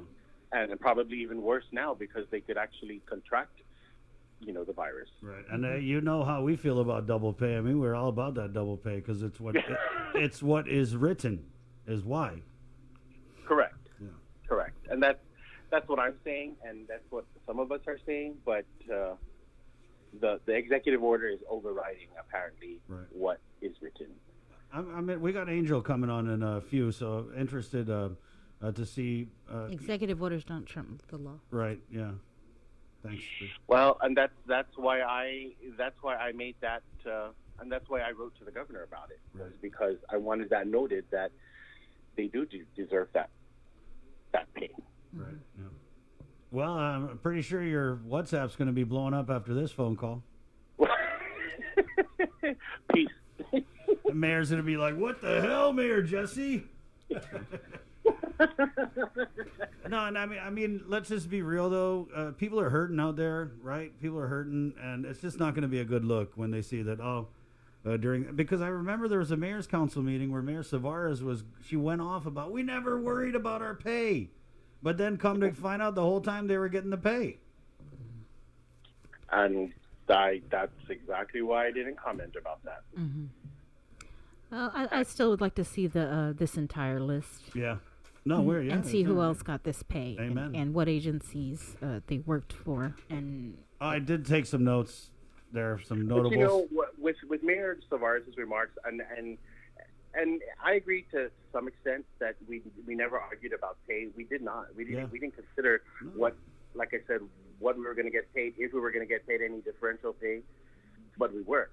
And of course, after the fact, after everything was going on, or in the midst of everything, that's when most of this came up about, well, hey, you know, our guys are out there, our guys and our ladies are out there, and they deserve something, and they work just as hard as everyone else does, you know, just like the nurses and the doctors. Right. But yeah, I mean, other than that, I can't comment about her statement. Well, I see you trying to wiggle your way out of this. He's like, what other good things can I say about my colleagues before I hang up? That's what I can say. I work with the best mayors. All right, Mayor, let you go. I don't want to give you any more rope. Well, you know what? No, I'm not concerned about that at all. Yeah. But, you know, I have to say that I'm excited about the Relay for Life, the virtual Relay for Life. Right. I didn't realize that the TikTok challenge, because we're having one too. So Mayor, send it. Really? Send it over. Send your video over. We'll try and see how we could use it. You know, my staff is pressuring me to do one. So, I'll pay you 15% to do a TikTok challenge. No, that requires 25. Okay. For your moves. All right. Well, thank you, Mayor. Thanks, okay, Mayor. Guys, have a good day. Appreciate it. Wash your hands. Adios. Okay. 8:58. Yeah, this is a really interesting conversation. We'll get into it again because we got Angel calling, but I wanted to get the Agriculture Director, Chelsea Munya-Brecht, on the line to kind of give us an update on the CARES Act funds that were going to be made available to fishermen on the island. Good morning, Director Chelsea. Half a day. Good morning. Chris. Good morning, Sabrina. Good morning. Good morning. To all your listeners. So, yeah, just an update. I know that when you put out the release on this, there was a registration form you had sent around, and I remember talking to you. The thinking was that let's start creating a database of, the names of the fishermen, so that when we finally stand up the ability to give this money out, or come up with the guidelines, up with the guidelines, that you have that already taken care of. So, where are we with this? So far, I'm really excited and pleased to say that we received about 438 registration forms to date, and only 104 of those were hard copy. All others were submitted digitally, which I think can push our idea forward of how we can communicate with a lot of our local fishers. We received them via email, or even submitted from WhatsApp through email. Right. So that was a great start. I just had a call with the Pacific Fisheries Commission last week on Thursday, I believe. It was us, Hawaii, American Samoa, and CNMI on the call. And so the guidance we received from them is that they're still working on, I guess, how their structure is going to be. But what they offered us is that we can start developing our applications. So what we have created already was a registration form. So now we know how many we're working with. But the application form is going to be something that's different. It'll be much more comprehensive, and it'll be what's submitted to the Fisheries Commission itself. And the commission will be the one distributing the funds. They pretty much guaranteed that this fund will be 100% audited by the Inspector General's office, and so it just makes it easier if it's all coming from one source. If Guam were to pay out the money or receive the money for payout, we would have to do it on a reimbursement basis. And I'm sorry, but Ag just doesn't have $1 million to pay out and then wait for a reimbursement on. So the application form will be submitted through the Fisheries Commission and then paid out from them. They anticipate it'll be on a first-come, first-served basis. And so with us already having our registry of fishers, we're far ahead of several states and other territories. So we expect to have our application design, I guess, completed at least by the first week of July. And we received guidance from the commission on how, prior templates that they've used. They also did inform us that fishers would have to sign a federal affidavit attesting to the truthfulness of the statements that they're making or the losses that they're claiming. I will say that some of the registration forms we received were incomplete, and when our office called people back to ask them information, some people couldn't answer what type of fishing they did. So I think we're going to have a lot of fun vetting the registration forms. Do we have any idea about the amount of the awards that fishermen are going to be able to get? Well, the application process will help us with that because the commission asked us to, in our draft plan that we submit to them, they want us to be able to say a certain amount will be allotted for commercial fishers and a certain portion for sustenance fishers. But on our registration forms, we just ask people to identify what they were so we know how many we're working with. On the application, it'll be much more comprehensive. Commercial fishers will have to demonstrate a 35% economic loss for a certain set of months. And they will have to base that against a 5-year average. And the 5-year average has to be from 2013 through 2019. So let's say from 2013 to 2019, from January to June, they were making $100,000. Then for 2020, they have to show that they were only able to make $65,000 versus that 100. Does that make sense? Yeah, it sounds like commercial fishermen need to get all their paperwork in order. Well, I think, and it's not, and I want to remind your audience, our fishers, that it's not just people who were commercial fishers also include charters. So if you were running a charter company and catching fish, that's part of them as well. Right. And most of those are all registered with Revenue Tax, so they were filing taxes. They have their invoices. They have their GRT statements. So they should be able to put that information together. What about the sustenance fishermen? They'll have to sign an affidavit attesting to the fact that they are fishers, and we're also working on reconciling their list with entities like the Fishermen's Co-op, or perhaps even a statement from their mayor saying that they know that this person is a fisher, or even their pastor, anyone. Anyone who can swear that they know that you're a fisher and is willing to, say that for you. So just for clarification, Guam is receiving $1 million out of the $300 million, right, allocated for fisheries around the country? Yes, and that includes states like Alaska and Maine, where fishing is one of their primary industries. Do you, based on the input that you've already received from local fishers, do you believe that's enough? Well, it's hard to say. I mean, when I look at numbers like 438, I think that it seems like it, but I don't know how much commercial fishers have lost yet. I mean, that was a huge lucrative industry for them, and I don't know what kind of income they were generating from that.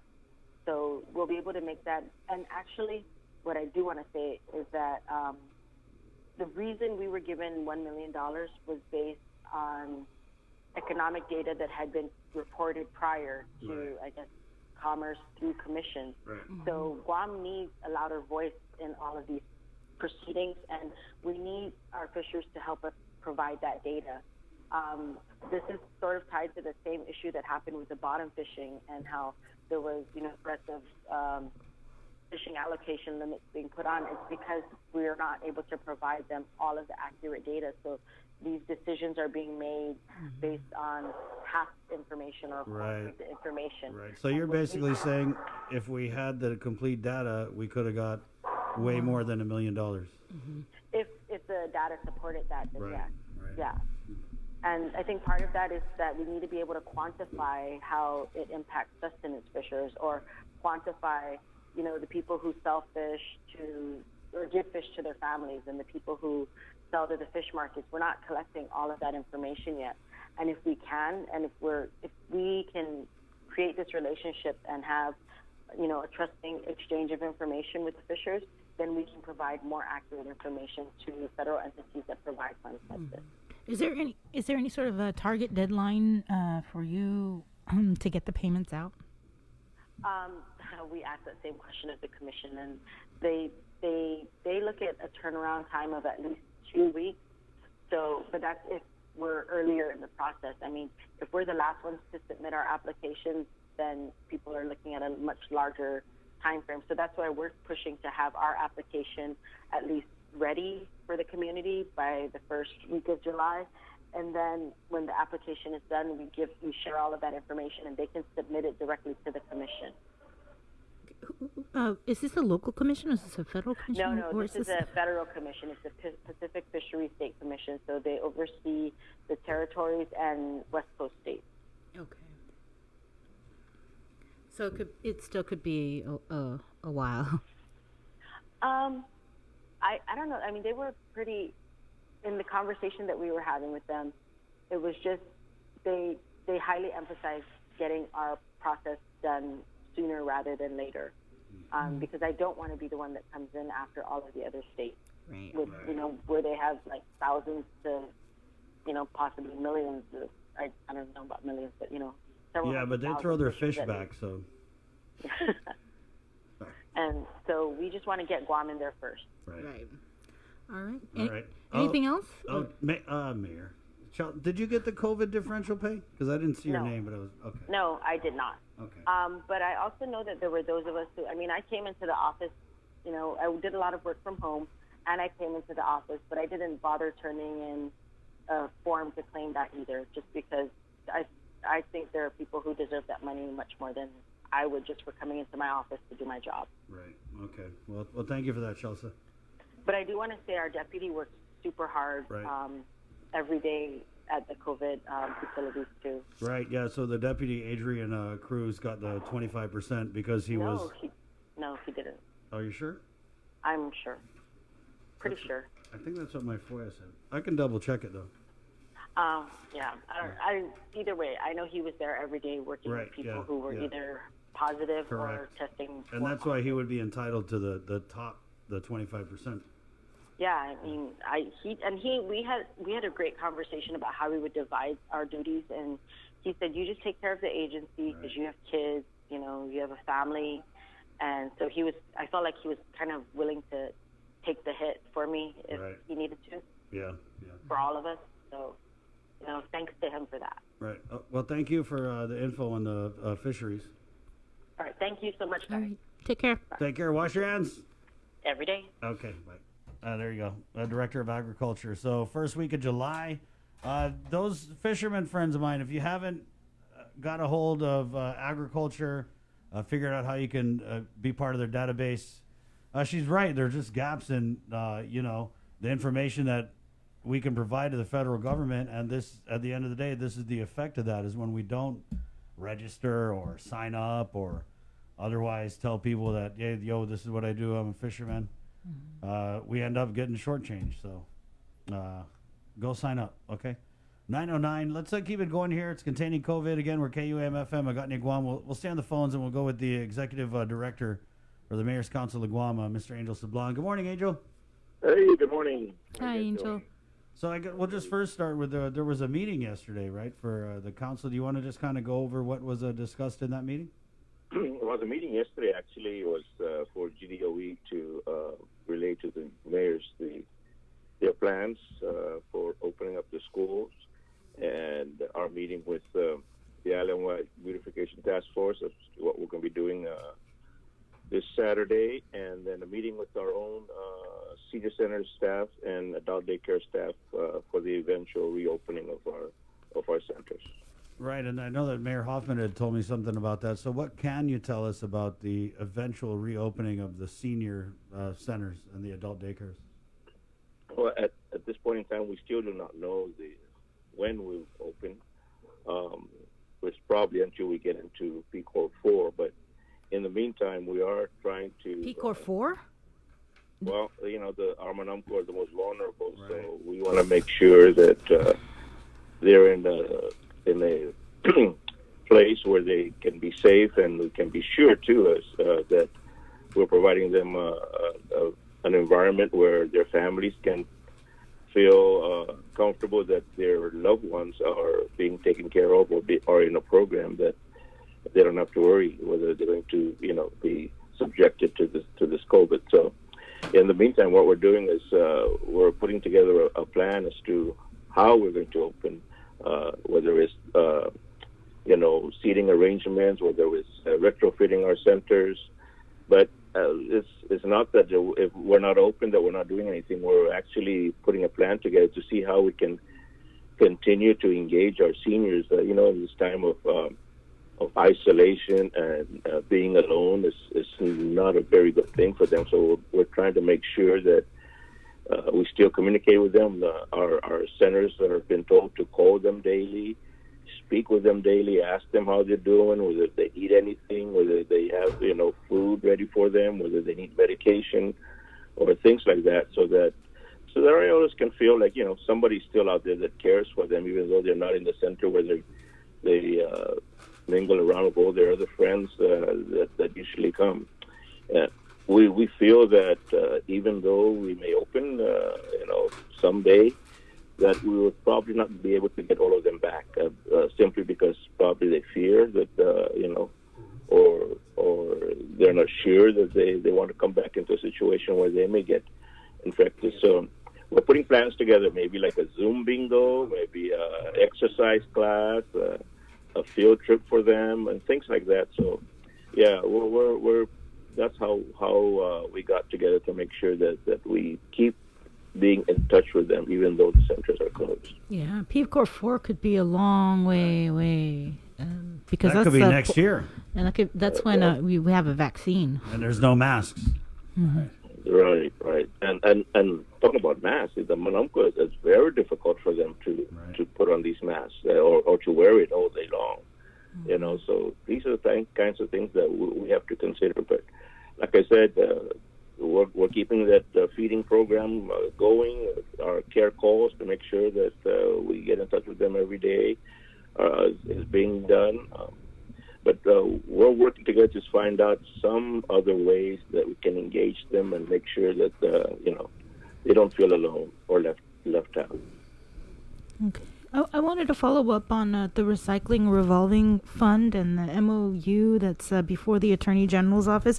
It's been there for a bit. Have they reached out to you guys? What kind of concerns are there with this? Yeah. Excuse me. The MOU is actually at the governor's office now. It's left the AG's. Okay. So we're just waiting for the governor's signature on it, and it goes back to EPA for them to record it. Then it comes down to us, and we'll be ready to go. Mm-hmm. So if it's not today, tomorrow, then probably first thing Monday. Mm-hmm. And this is the recycling revolving fund, the money that's supposed to be used for the abandoned vehicles, right? Or that's correct. The time frame we have left of this fiscal year is just we're in the last quarter. Yeah. So we're going to be receiving $400,000. And the board at EPA has indicated that if we use up the $400,000 like in July and we need more, then we just go back to them and ask for additional funds. Mm-hmm. But the good thing is that they've already also approved $900,000 for the beginning of the fiscal year, October 1st, so that we don't have to keep waiting around again to see whether or not we're going to receive this money. So we used to get $1.3 million, but that's for the entire year. And now that we're down at the last quarter, $400,000. Hopefully, we can extend all of that. Mm-hmm. Okay. But yes, it is for the abandoned vehicles. It's for the tires. It's for the white goods, the loose metals, and the green waste. Mm-hmm. All right. Okay, I had just a couple questions, Angel. So I don't know if you heard earlier with Mayor Jesse, but so I got the FOIA. They come to find out a bunch of the mayors and vice mayors got the 15% COVID differential pay. And, we can just go all day about whether or not they deserve it. But definitely, looking at the work that they did, they were entitled to it, I'll say. They were out there, out front. Right. So I guess just first, how long did they get the COVID differential pay, and are they still getting it? For those that are still claiming, unless they tell me that they don't want to receive it anymore, then they are still receiving it. They are not all mayors are getting it. Some have opted out to not receive it, but for the most part, most of them are getting it. The count I had, Angel, was five mayors opted out. Yes. So that's why I said for the most of them, they are getting it. Right. And so just so we can clarify for the news, it's Mayor Ernest did not get the COVID differential pay, Mayor Jesse Gogui, Mayor Jesse Alleg, Mayor Doris of Inalahan, and the vacant Jotnia mayor at that time. Yes, was and I believe also the mayor of Agana has opted out. Mayor Agana. Okay. Yeah. So what was the reasoning for these mayors who opted not to get the differential pay? What was the conversation like?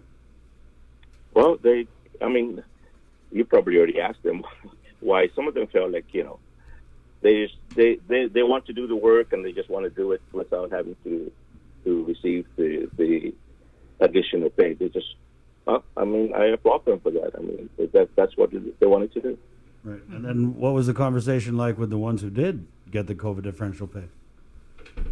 Well, like I said, they were there out front. They were leading their troops. They were leading their staff and meeting those that they don't even know whether the people that they're meeting or working with have COVID or not. So, and the executive order did not deny them from getting this. So, and then we gave it to them. I guess lastly, is there a dollar amount you can affix to the 14 mayors and vices? I don't have a dollar amount to date. Payroll and DOA would have that because they do all the compilation and of all the amounts. But I did an estimate from the time this started to because they asked us for an estimate from the time it started to December 31st of this year. Whether or not it continues, and we're looking at almost $1 million. This is including their regular pay.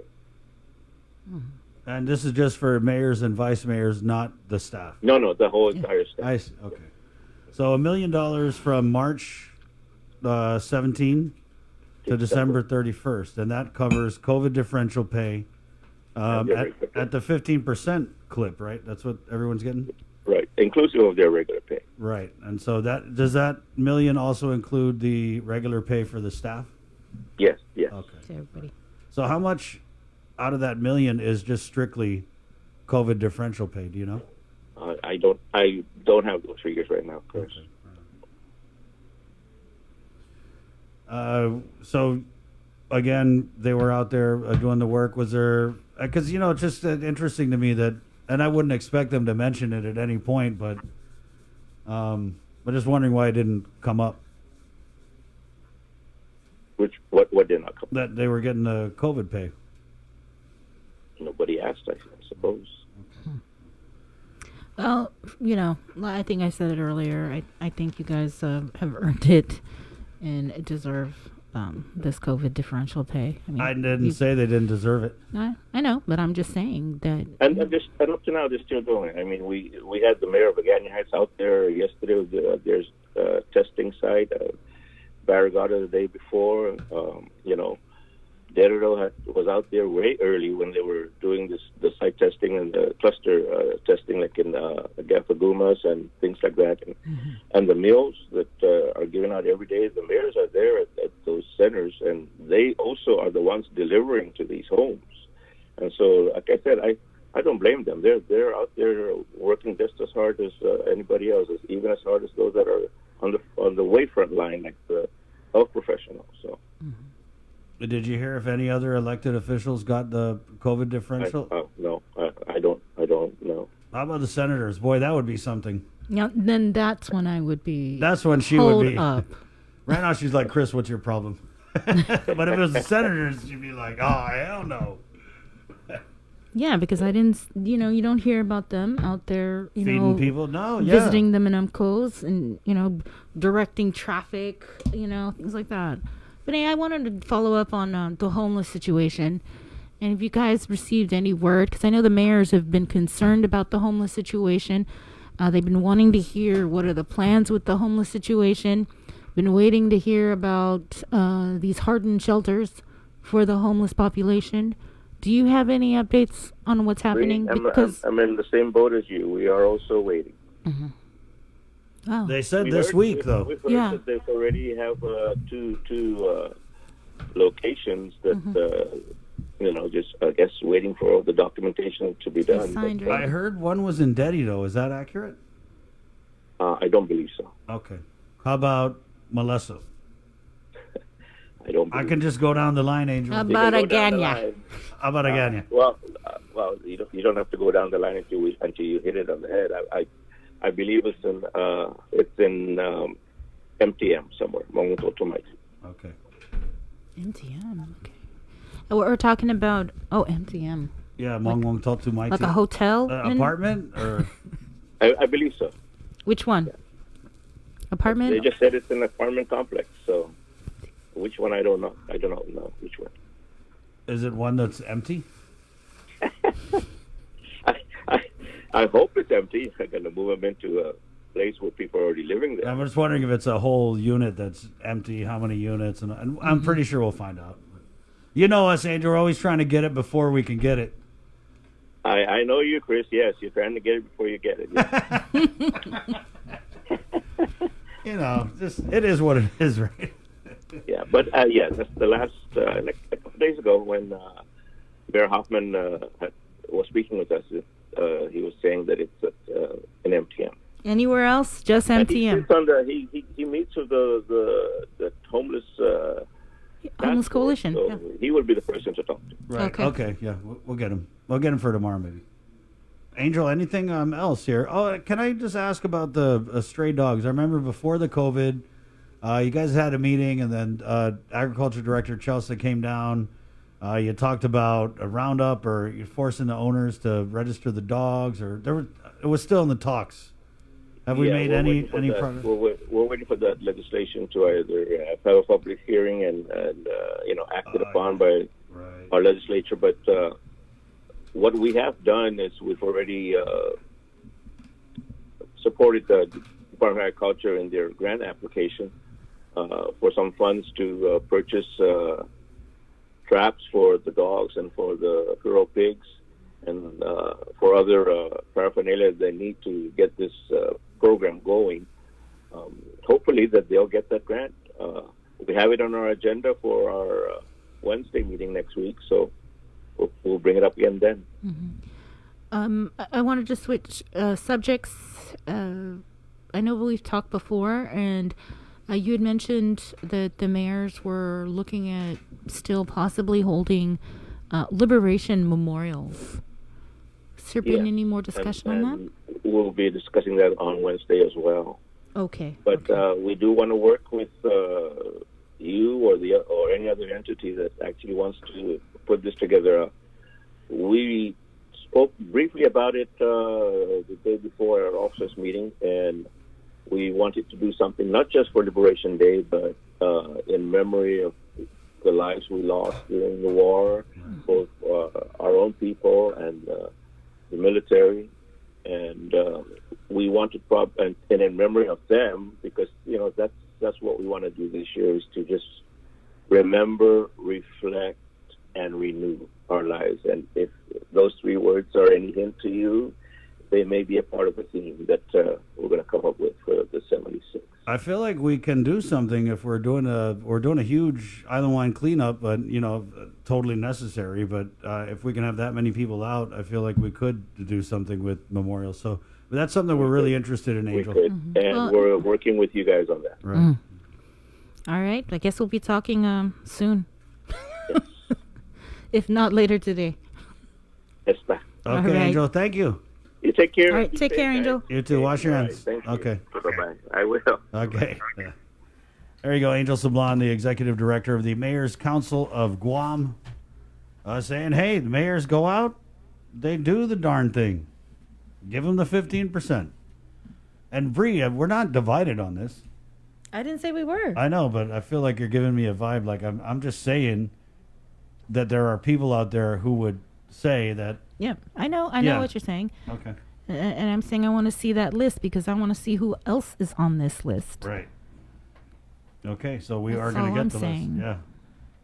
Yeah. Thank you for pointing out, that the mayors are getting, some of the mayors are getting this differential pay. But I want to know who else is getting this differential pay aside from mayors who are out there busting their butts. Right. Okay, an interesting comment was put on Twitter. I'll try and throw that in the comments. But somebody was saying, of course, we always say, there's the three branches of Gov Guam, but primarily the executive and the legislative, and it's always like ADLU versus the legislature, and they go back and forth on policy issues. Somebody was saying, should the mayors actually be their own branch of checks government? and balances.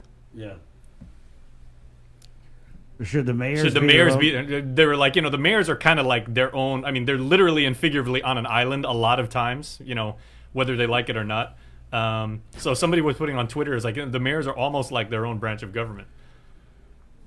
Yeah. Obviously, they're either Republican or Democrat, but they're saying they're kind of their own thing too. They are, yeah.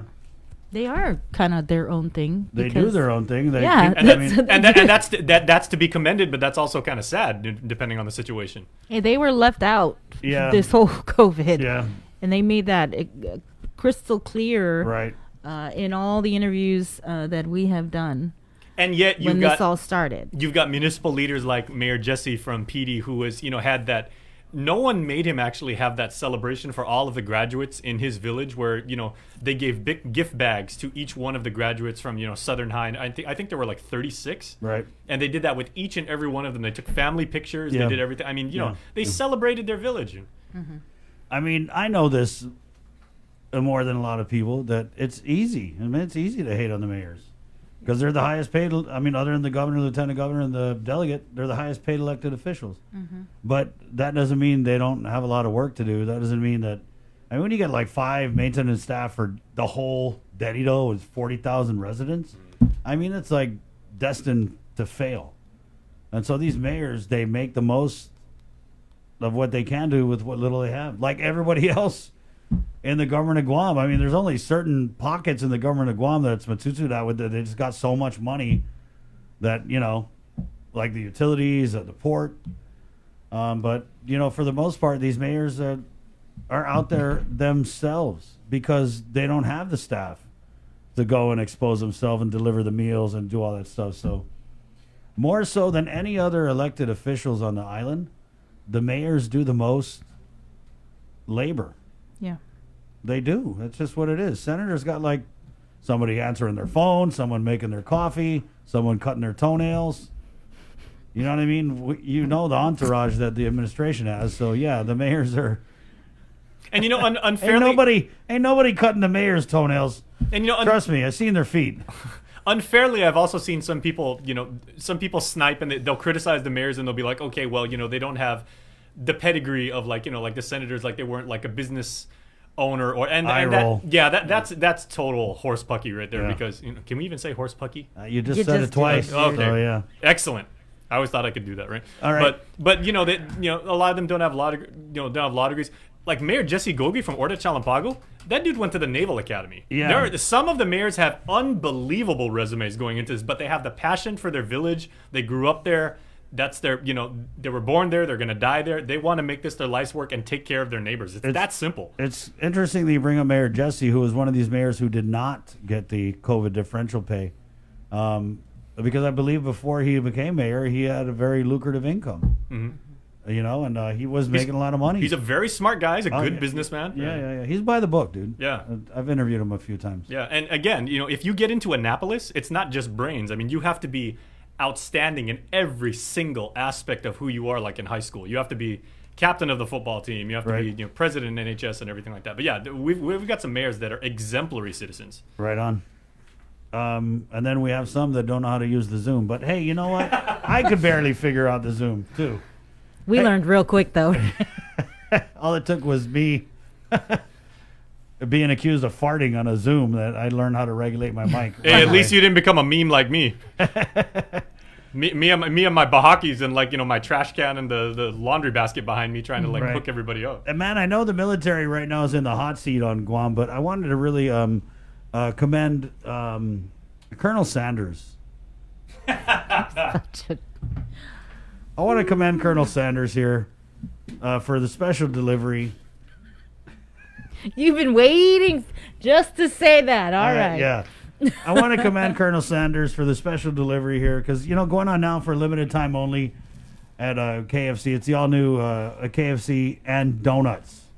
Yes, you've heard of chicken and waffles, which they do. They're doing chicken and donuts served hot and ready for you and the family. Enjoy the sweet and the savory. Taste of goodness. Who doesn't love coffee and donuts in the morning? They have it all for you at KFC, but only for a limited time. So hurry into your nearest KFC location today. KFC, lick my fingers. We also got a couple other dishes. Is this biscuits and gravy? Biscuits and gravy. Yep, so shout out to Colonel Sanders. He follows the orders. All right. I will never turn down a good glazed donut. I'll tell you that. Jay was just saying how hungry he is. So go check out your KFC, all right? Can't wait to try it. Yeah, it's 9:31. We're going to take a short break, and we're going to come back. Wait, when we come back, Jason's going to do a dance for us. Right, Jason? Wait, just any dance or the one I was doing The earlier? one you were doing earlier. Okay. Have you ever seen, like... Let me give you an image before we get to this, right? Have you ever seen, like... Chris. A giraffe gallop when either it really, really needs to pee or is about to mate and then, like, almost trips over itself? Let me see. Have I ever seen that? No, I haven't. You never watched National Geographic Channel? Yeah, but I don't know if the giraffe had to pee. Oh, okay. Well, that was part of the voiceover. It's like, this giraffe is having problems with its bladder and it's on the verge of letting go. It may be a UTI. Oh, my. Okay, that's Okay, enough. we're Let's going to go come back break. and do Go the to dance. your Okay, it's back to containing corner. COVID. Good Yes, morning. ma'am. We understand what matters to you. Keeping you informed, KUAM News brings you Banking 671, brought to you by the Bank of Guam, the People's Bank, and Coast 360 Federal Credit Union. Together, we thrive. KUAM News COVID-19 Takeover on I-94 FM is presented locally by Ambrose Inc. GU Self-Storage, conveniently located near the Harmon McDonald's. We offer affordable rates, online payments, and auto bill pay for your convenience. Plus gate access daily from 6 a.m. to 9 p.m. Call us today at 648-7867 for more information. With the new challenges we're all facing, First Hawaiian Bank wants to make sure you have access to your financial world. With FHB Online and our mobile app, we hope to make banking the least of your worries. Visit fhb.com/digital. We hope that you and your loved ones are safe and healthy during the COVID-19 pandemic. It has been a challenging time for all, but now, more than ever, our cancer patients and caregivers need us. Although we are apart, we stand united in the fight against cancer. The American Cancer Society Guam is excited to announce our first virtual Relay for Life. Join us on Saturday, June 27th at 6:30 p.m. on KUAM TV 8, as well as on I-94 FM and streaming on KUAM News digital platforms. Cancer does not stop, and neither can we. On June 27th, let's celebrate together and fight cancer. Visit relayforlife.org/GuamGU to find out how you can participate in the 2020 virtual Relay for Life Guam.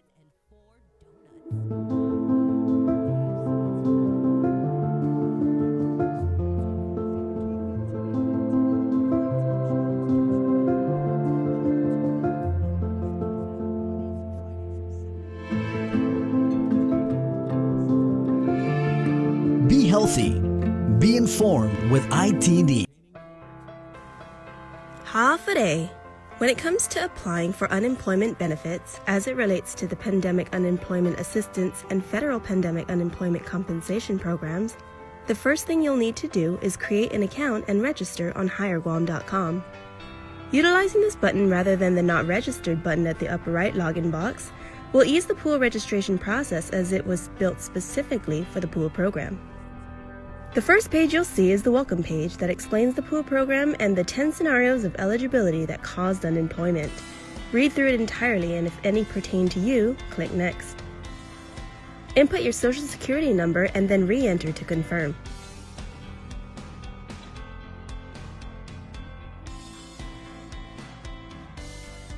Notice at the top of the page, the eligibility section is completed and the registration process begins.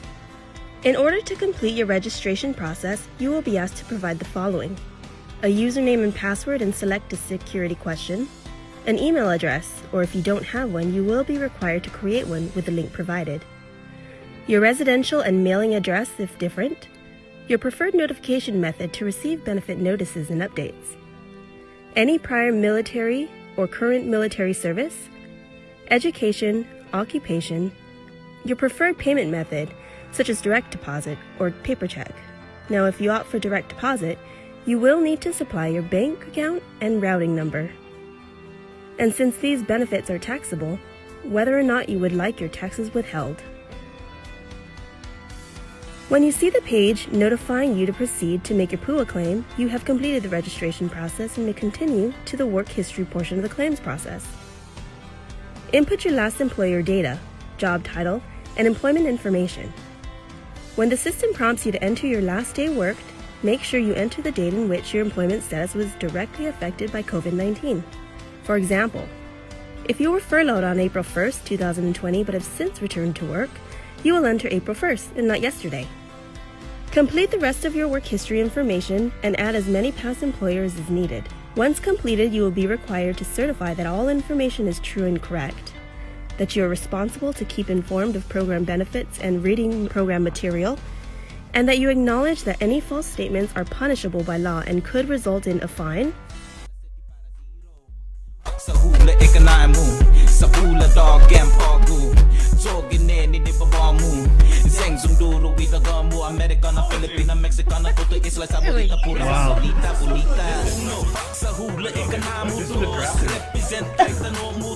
There's the giraffe. Wait. Do it again. There's an entire legion of people that grew up watching Brie and I like doing the news who are like, wow. Wow. Childhood shattered. Oh, there it is. Okay, because we're watching ourselves. Yeah, do it again, man. There's a slight delay. By request, the giraffe. Okay. And I'm gonna check my Facebook page, and I just lost 70 followers. Oh, yeah. You might get them back. Well, 30. From what I can see, 35 of whom are my cousins. So if you do the zebra, you'll probably get them back. Oh, there you go. Yeah, go ahead, man. Or the octopus. Come on, you've been waiting to do this all morning. Let's go. No, wait, go do it. Okay, speaking of dances. Okay. Go. Wait, are we still playing? Yeah, we're still on. Yeah, we are. Go, Jason. Go, Live life alive. Yeah. Okay, we want you to do the dance too. Oh, man, I love you, Jay. You've been coming in here. You wanted to do your dance, and there you go. There he is. Okay, no. Okay, actually, no. You know what? All joking aside, we would actually turn this into a dance studio, but Chris and I know this because we're both public school kids. Chris, how many years of your life did you actually dedicate to breakdancing? I topped out, man. I lived through my cousin JT and my brother. They were like, they could do all. They would like dance battle.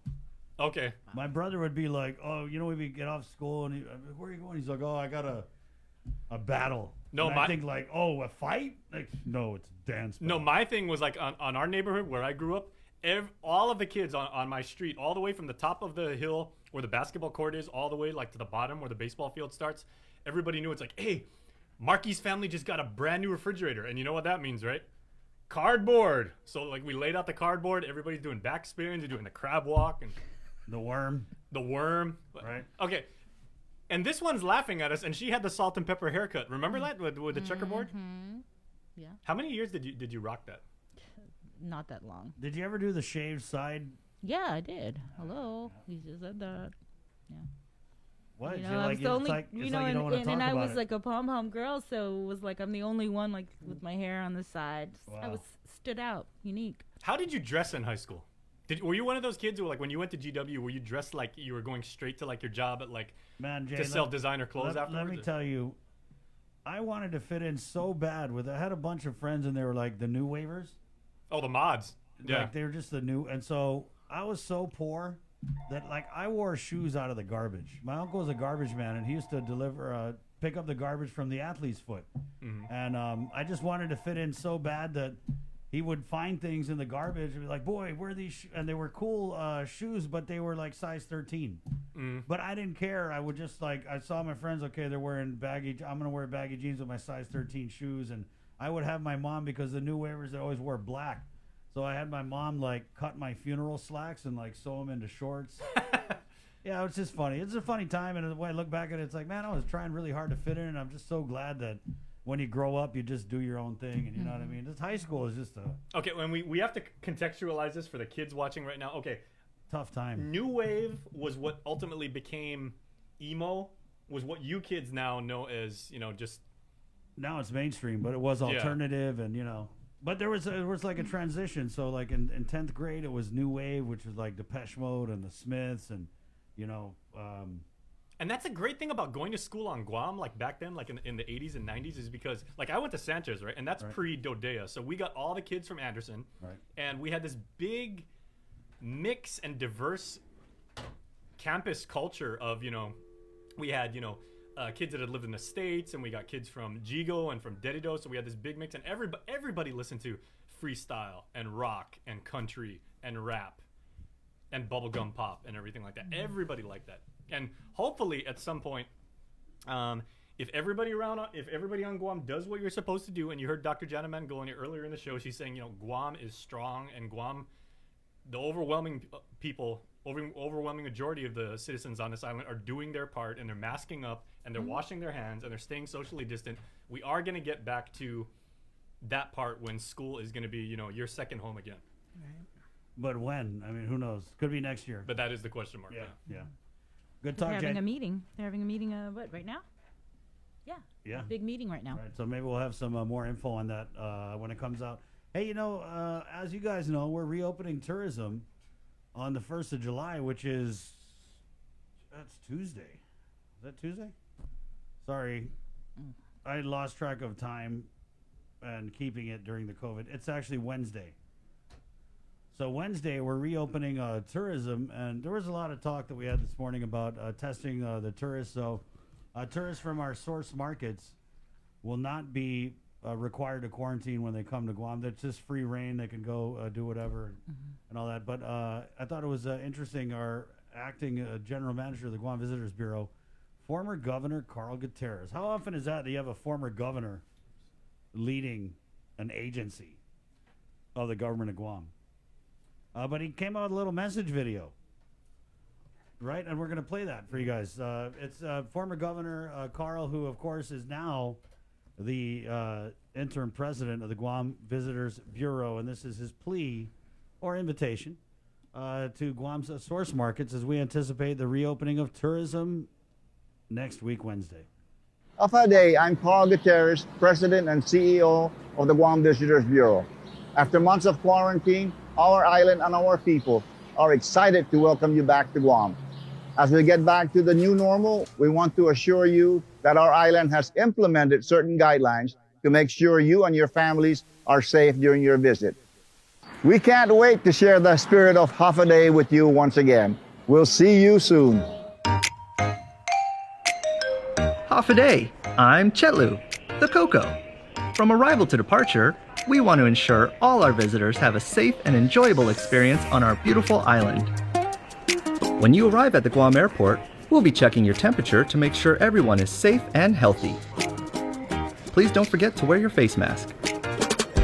Please be mindful of posted signs and social distancing measures.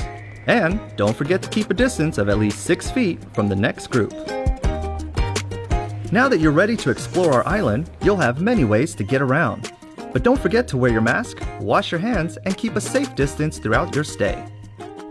Make sure to check your hotel's unique safety protocols before you arrive. But don't worry, all the hotel properties on Guam are practicing strict safety measures to protect you and your loved ones. For your safety, we'll be checking everyone's temperature prior to entry on the property. And remember to wear your mask, wash your hands, and keep a safe distance. If you're not feeling well, please stay in your room and call the front desk and they'd be happy to help. Guam has so much to offer, from amazing food to tax-free shopping. When you go out for dinner or go shopping with friends, don't forget to wear your masks, wash your hands, and keep a safe distance. Try to avoid anything too spicy because we'll be checking your temperature once again.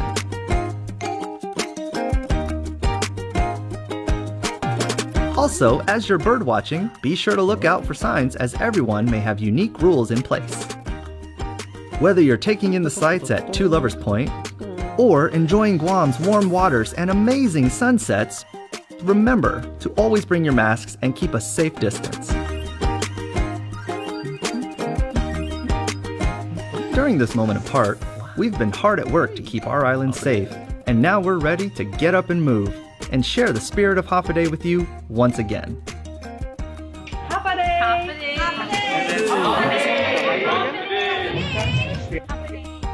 Safe travels!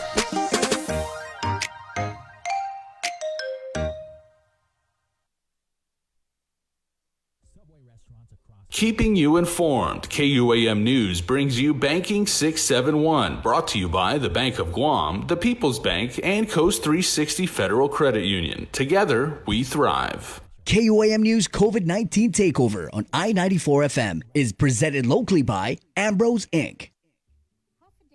GU Self-Storage, conveniently located near the Harmon McDonald's. We offer affordable rates, online payments, and auto bill pay for your convenience. Plus gate access daily from 6 a.m. to 9 p.m. Call us today at 648-7867 for more information. With the new challenges we're all facing, First Hawaiian Bank wants to make sure you have access to your financial world. With FHB Online and our mobile app, we hope to make banking the least of your worries. Visit fhb.com/digital.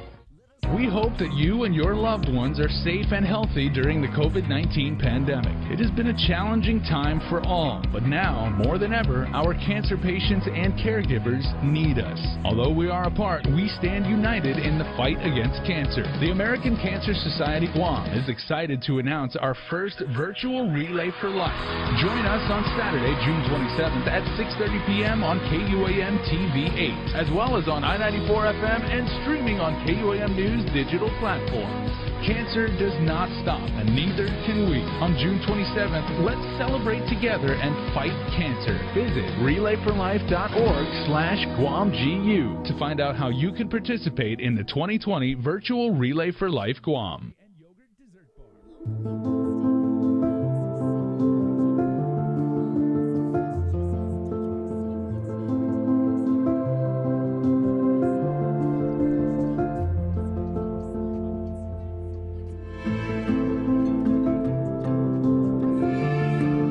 Healthy. Be informed with ITD. It's not always easy trying something new. Sometimes you have to help your loved ones along. Nana is so used to her weekly trips to the bank that going online can be a little scary for her. But her grandson knows that banking online is safer and easier. So he's teaching her how to get started using Bank of Guam's online banking videos. Teaching is one way to show our loved ones we care. Keep your family safe at home and show them how to bank online. Find easy-to-use online banking tutorials at bankofguam.com or on our Instagram and Facebook pages. Bank of Guam, member FDIC.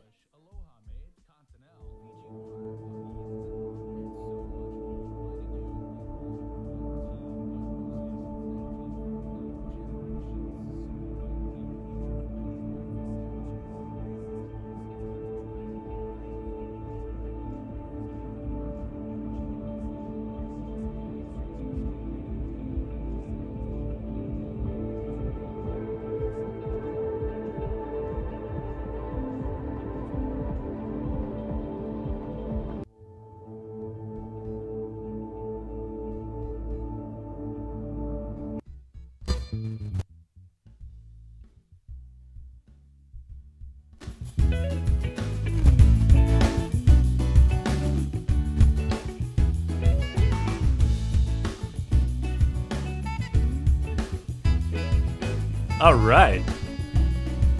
Could I just make a observation about that? Okay, first of all, our friends at GDB, and we've got many over there. That was a excellent video. Good job. I love Chelu the Koku bird. What a wonderful representation of our island, of our culture. And I would say, and what I'm going to do is I'm going to kind of like rewind this back to the time when we actually covered something. Remember the unofficial mascot of Guam that never really took off? During Felix Camacho's administration, Balati Bob. Remember when that got proposed? That's so. Wow. Remember that? Long time ago. A sea cucumber was proposed. This is true. The sea cucumber was proposed to be the mascot of Guam. They changed it. It's now become Chelu. But yeah, in all seriousness and everything, that was a fantastic video. Whether you show that to locals, I would think, or visitors, if they, I hope they show that on like in-flight movies and everything, just to let people know like what the protocol and procedure is. Well done. That was a great job. Yeah, and then our residents watching it can go to 14-day quarantine. Yeah. Okay, and the only thing I think is challenging about that... You know what? All my Batsagut Chamorros, just pretend you're a tourist so you can slide. If you're Batsagut, just no speaking English. You know what's going to be the thing that's going to be hard as hell for people to do, especially locals? That one...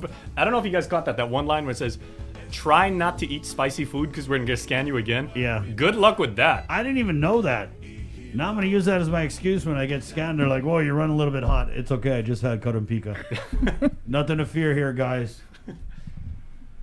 Yeah. And your Denancy is going to raise people's like temperatures like a few degrees, I would think. Somebody who knows a little bit about Karumpika, let's bring him on here to Chef Peter Duenas, of course, of the Mezcla family of restaurants. So, Chef, I thought that was kind of funny in that GVB video. I don't know if you've seen it yet, but it's for the tourists, and they were basically saying, don't eat anything spicy because then when we temperature scan you, you might come in a little hot. So how many doni have you had this morning, Chef? About 5. Oh, it's a slow morning. Breakfast, standard breakfast. Right. Let's just get right into it. So these airmen who violated their orders, which of your restaurants did they go to? And then if you could just... takes the beginning. Did Public Health call you guys and notify you before they released your business name out to the island of Guam? Actually, we were notified. We were notified there was a possibility that one of the individuals came to Mezcla Dos, our hamburger location. Yeah. And apparently. They did come in on June 9th for a takeout order.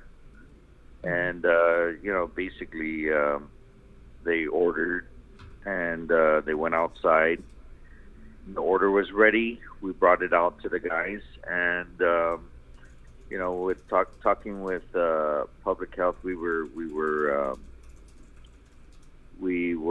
listed as low risk, meaning, since the pandemic, our guys have been practicing all the protocols that we put in place, and together with the governor's mandates, and just overall practicing super safe sanitary procedures during the shift. So all our guys are wearing masks, they're wearing gloves, they're sanitizing their hands frequently, and there's minimal direct contact with the guest. With that said, this apparently happened in June 9th. Mm-hmm. And so we were told, and none of us are sick. That's 15 days ago. Right. So, and I was actually there on that day training my guys that same exact day. And all our guys are fine, thankfully, and thanks to all the sanitary practices that we do and the training that we do. We're minimizing any risk of our staff getting sick, therefore not spreading it to our guests. Mm-hmm. And so, people that are listening, you should feel safe that we are, practicing these special procedures to ensure not only to our guests, but our staff is important to us. And if we don't want our staff to get sick, we definitely don't want our guests to get sick. So, our good friends, even at KUAM, Eli and Marie Bonch, they're frequent, they're regulars at Mezcla Dos. They order takeout all the time. Mm-hmm. And, they also share some health ailments, and they feel comfortable eating at Mezcla Dos because we practice safe and sanitary procedures. And you got some killer burgers too. Right. And that's why we do these measures, right, Chef? Is so in the event there is some type of exposure, we're all masked up, gloved up, and I think that's a good takeaway. You know, we had the medical director for public health, and they seem to think, although I believe it's a little premature to say, that we could have dodged a major bullet here. And I want to give these establishments credit. I don't know if that's premature, but because you're right. I think what she said also was the fact that most of the dates that we're looking at when these airmen visited these establishments, the incubation period, infectious period is already expired because if you look at it, it's June 9th, and for I think Chef Peter, yours was the 10th. Then you add the 14 days, so we're a little bit past that. So yeah. So, you know, if there was a surge in results, we obviously didn't see that from the testing, at least that was conducted.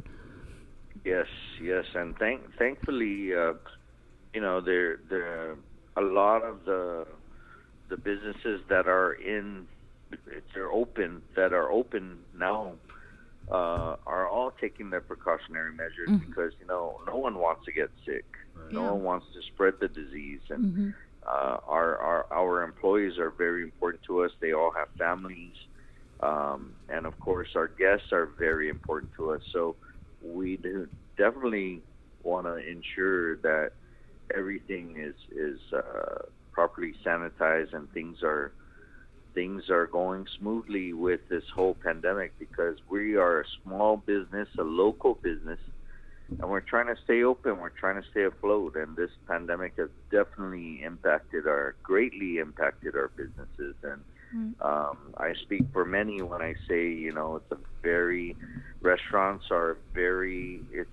hard business in the first place, and then for something like this big bomb to drop on us, it's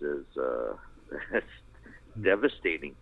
And you know, we're just we're striving our best, and we're working hard towards ensuring safe and great tasting food for our guests. Yeah, well, you know, I certainly do wish you guys the best of luck as we start to reopen tourism next week Wednesday, because I know that Mezclados is a very popular spot, and you're right there, so you can have like tourists walking up, going to Kmart, and so, you know, probably dropping in, and there's no testing or anything for these tourists that are going to be coming to visit. So are you cool with that, Chef? Well, you know, that's a tough question there, Chris. It is, I know, that's why I asked it. Yeah. I'm not cool with a lot of things these days, but I mean, what can we do? Right. Yeah. I'm not cool with the whole 50% occupancy in the restaurants, and I'm not cool with a lot of the different procedures. But you know, it's just things that we have to adhere to ensure safety.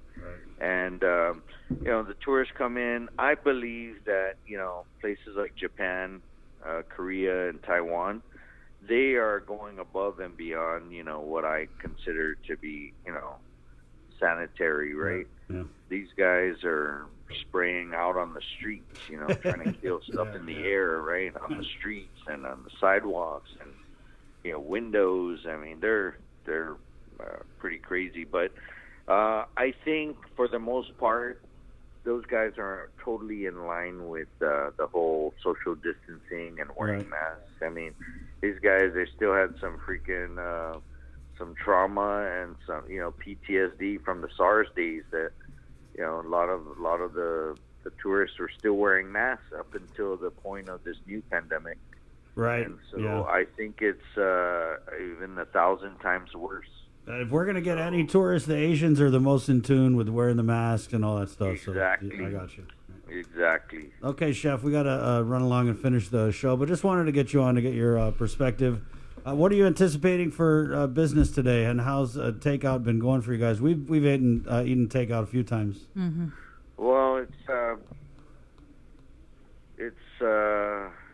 it was a soft day yesterday. Let's just say that, with all the social media going around and all the hearsay about the different restaurants that were that come in contact. But I think business will be normal, the new normal. Right.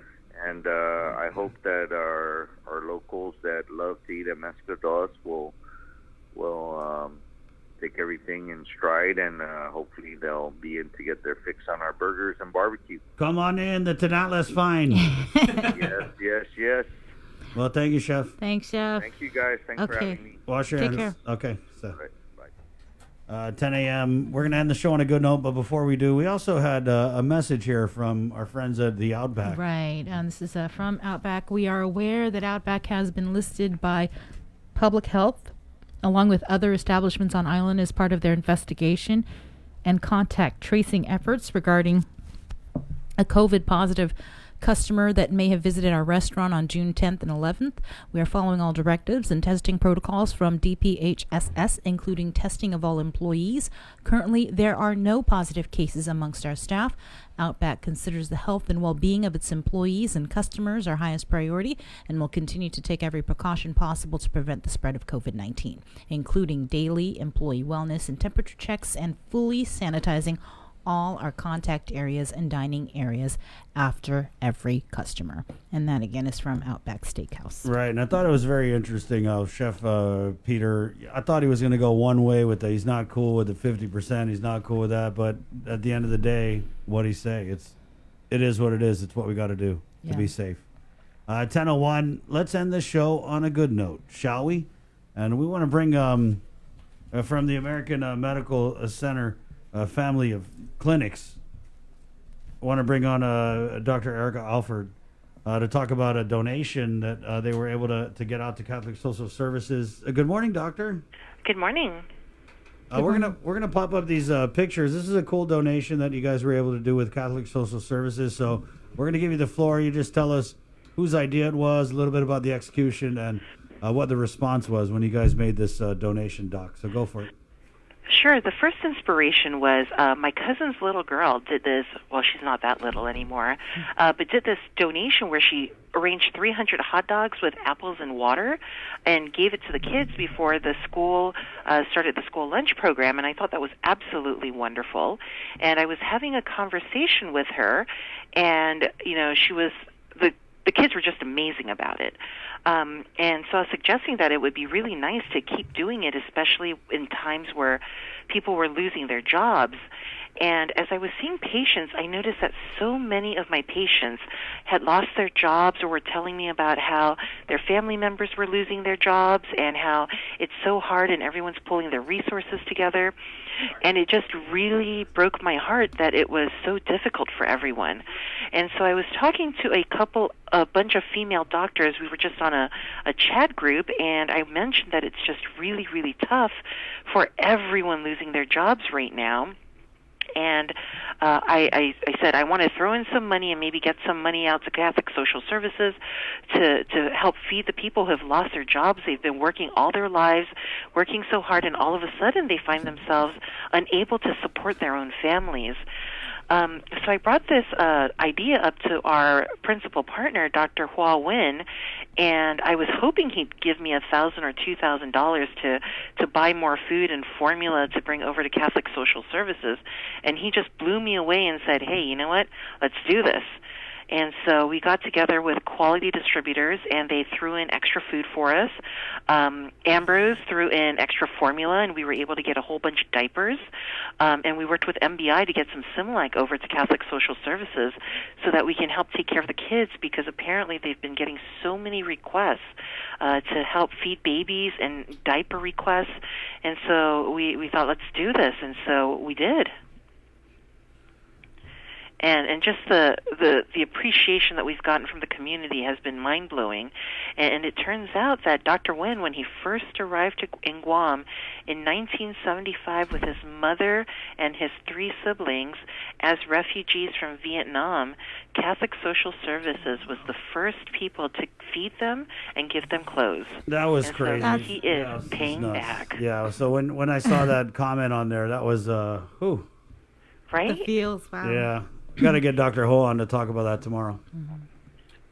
He might not. He's such a humble man. He doesn't even want recognition for this. I know, that's crazy. I tried to get him, and they're like, no, go talk to someone else. Yeah, I don't think you're going to get him because he's such a humble man. He doesn't even want to acknowledge, acknowledgement that he did this. So it's just been so amazing. So the donation that, I had hoped for was maybe a few $1,000s, but he just blew me away. Yeah, and I think it's really cool how it's come full circle from his beginning on Guam to, where he's at now. I think he's in a good place. It really is. Well, that's why we wanted to bring you on, Doc, to let everyone know that you and the American Medical Center, family of clinics, you guys are our COVID heroes for the day. Thank you. Thank you so much. And take it easy, Doc. Wash your hands. I absolutely will. You take care, too. Okay, Doc. Bye. Hey, it's 10:06. Good job today, Sabrina. Good job. There was something we didn't get to that we'll get to tomorrow, but there was a little bit of the cabinet shuffling. Oh, yes. Continues. So Yes. Maybe on prime time. Right. Yeah. So just to clue you guys in a little bit, the former director of the Guam Public Library System has been moved to the Department of Chamorro Affairs, and the former. Oh, this is so confusing. I need a flow chart. The former director of Department of Chamorro Affairs, president, right? The president, Anne Marie Arceo, has been. I don't want to say demoted. It's not. I don't really look at it as a demotion, but I guess If you're the president and you're not the president anymore, then it is a demotion. So Anne Marie had messaged me that as part of the governor's reorganization of the Department of Chamorro Affairs, the front office and the Comisione Fino Chamorro offered me the position to lead and build the new Chamorro Language Revitalization Division, and I took it. I'm so excited and very happy about this move. I can focus on real revitalization work by building this new division. Finally. So we created a new division? I will find out. Yeah, that's probably just, I don't know, new division, meaning Okay. it's probably one lady. Send this on a good note. Right, yeah, so that's positive. I'm always down for revitalization. So, hey, thank you guys so much for listening today. As always, we had a great time. I hope you guys got some good info out of this, and again, we'll unpack it a lot more tonight on Prime Time. And Jason Solis, if you want to, go ahead, man. Come on. Just Come on, dude. Come Yeah, in. come on in. Come on, boy. Come on, baby. Come on, boy. Oh, boy. Come on. Do your dance, guys. Say goodbye. Say goodbye. Again. You got to find the silver lining and stuff. I mean, you got to find the silver lining in any situation. I mean, we remain focused on repairing our island and taking care of our people, but we can wear shorts and Zoris to work. Okay. Take us out, Jason. Little victory. Okay, right on. Where's your Wait, dollar bills? wait. Let's all do this socially distant. Ready? I'll start. Where's your dollar bills, ladies? Ready? Yeah, go ahead. Yeah, no thanks. There we go. We done? What am I doing? I don't even know. All right, it's 10:08. Was that ending the show on a good note? I don't know, sour note. Bree, good job today. Good job. My name's Chris. Está. Adios. Bye.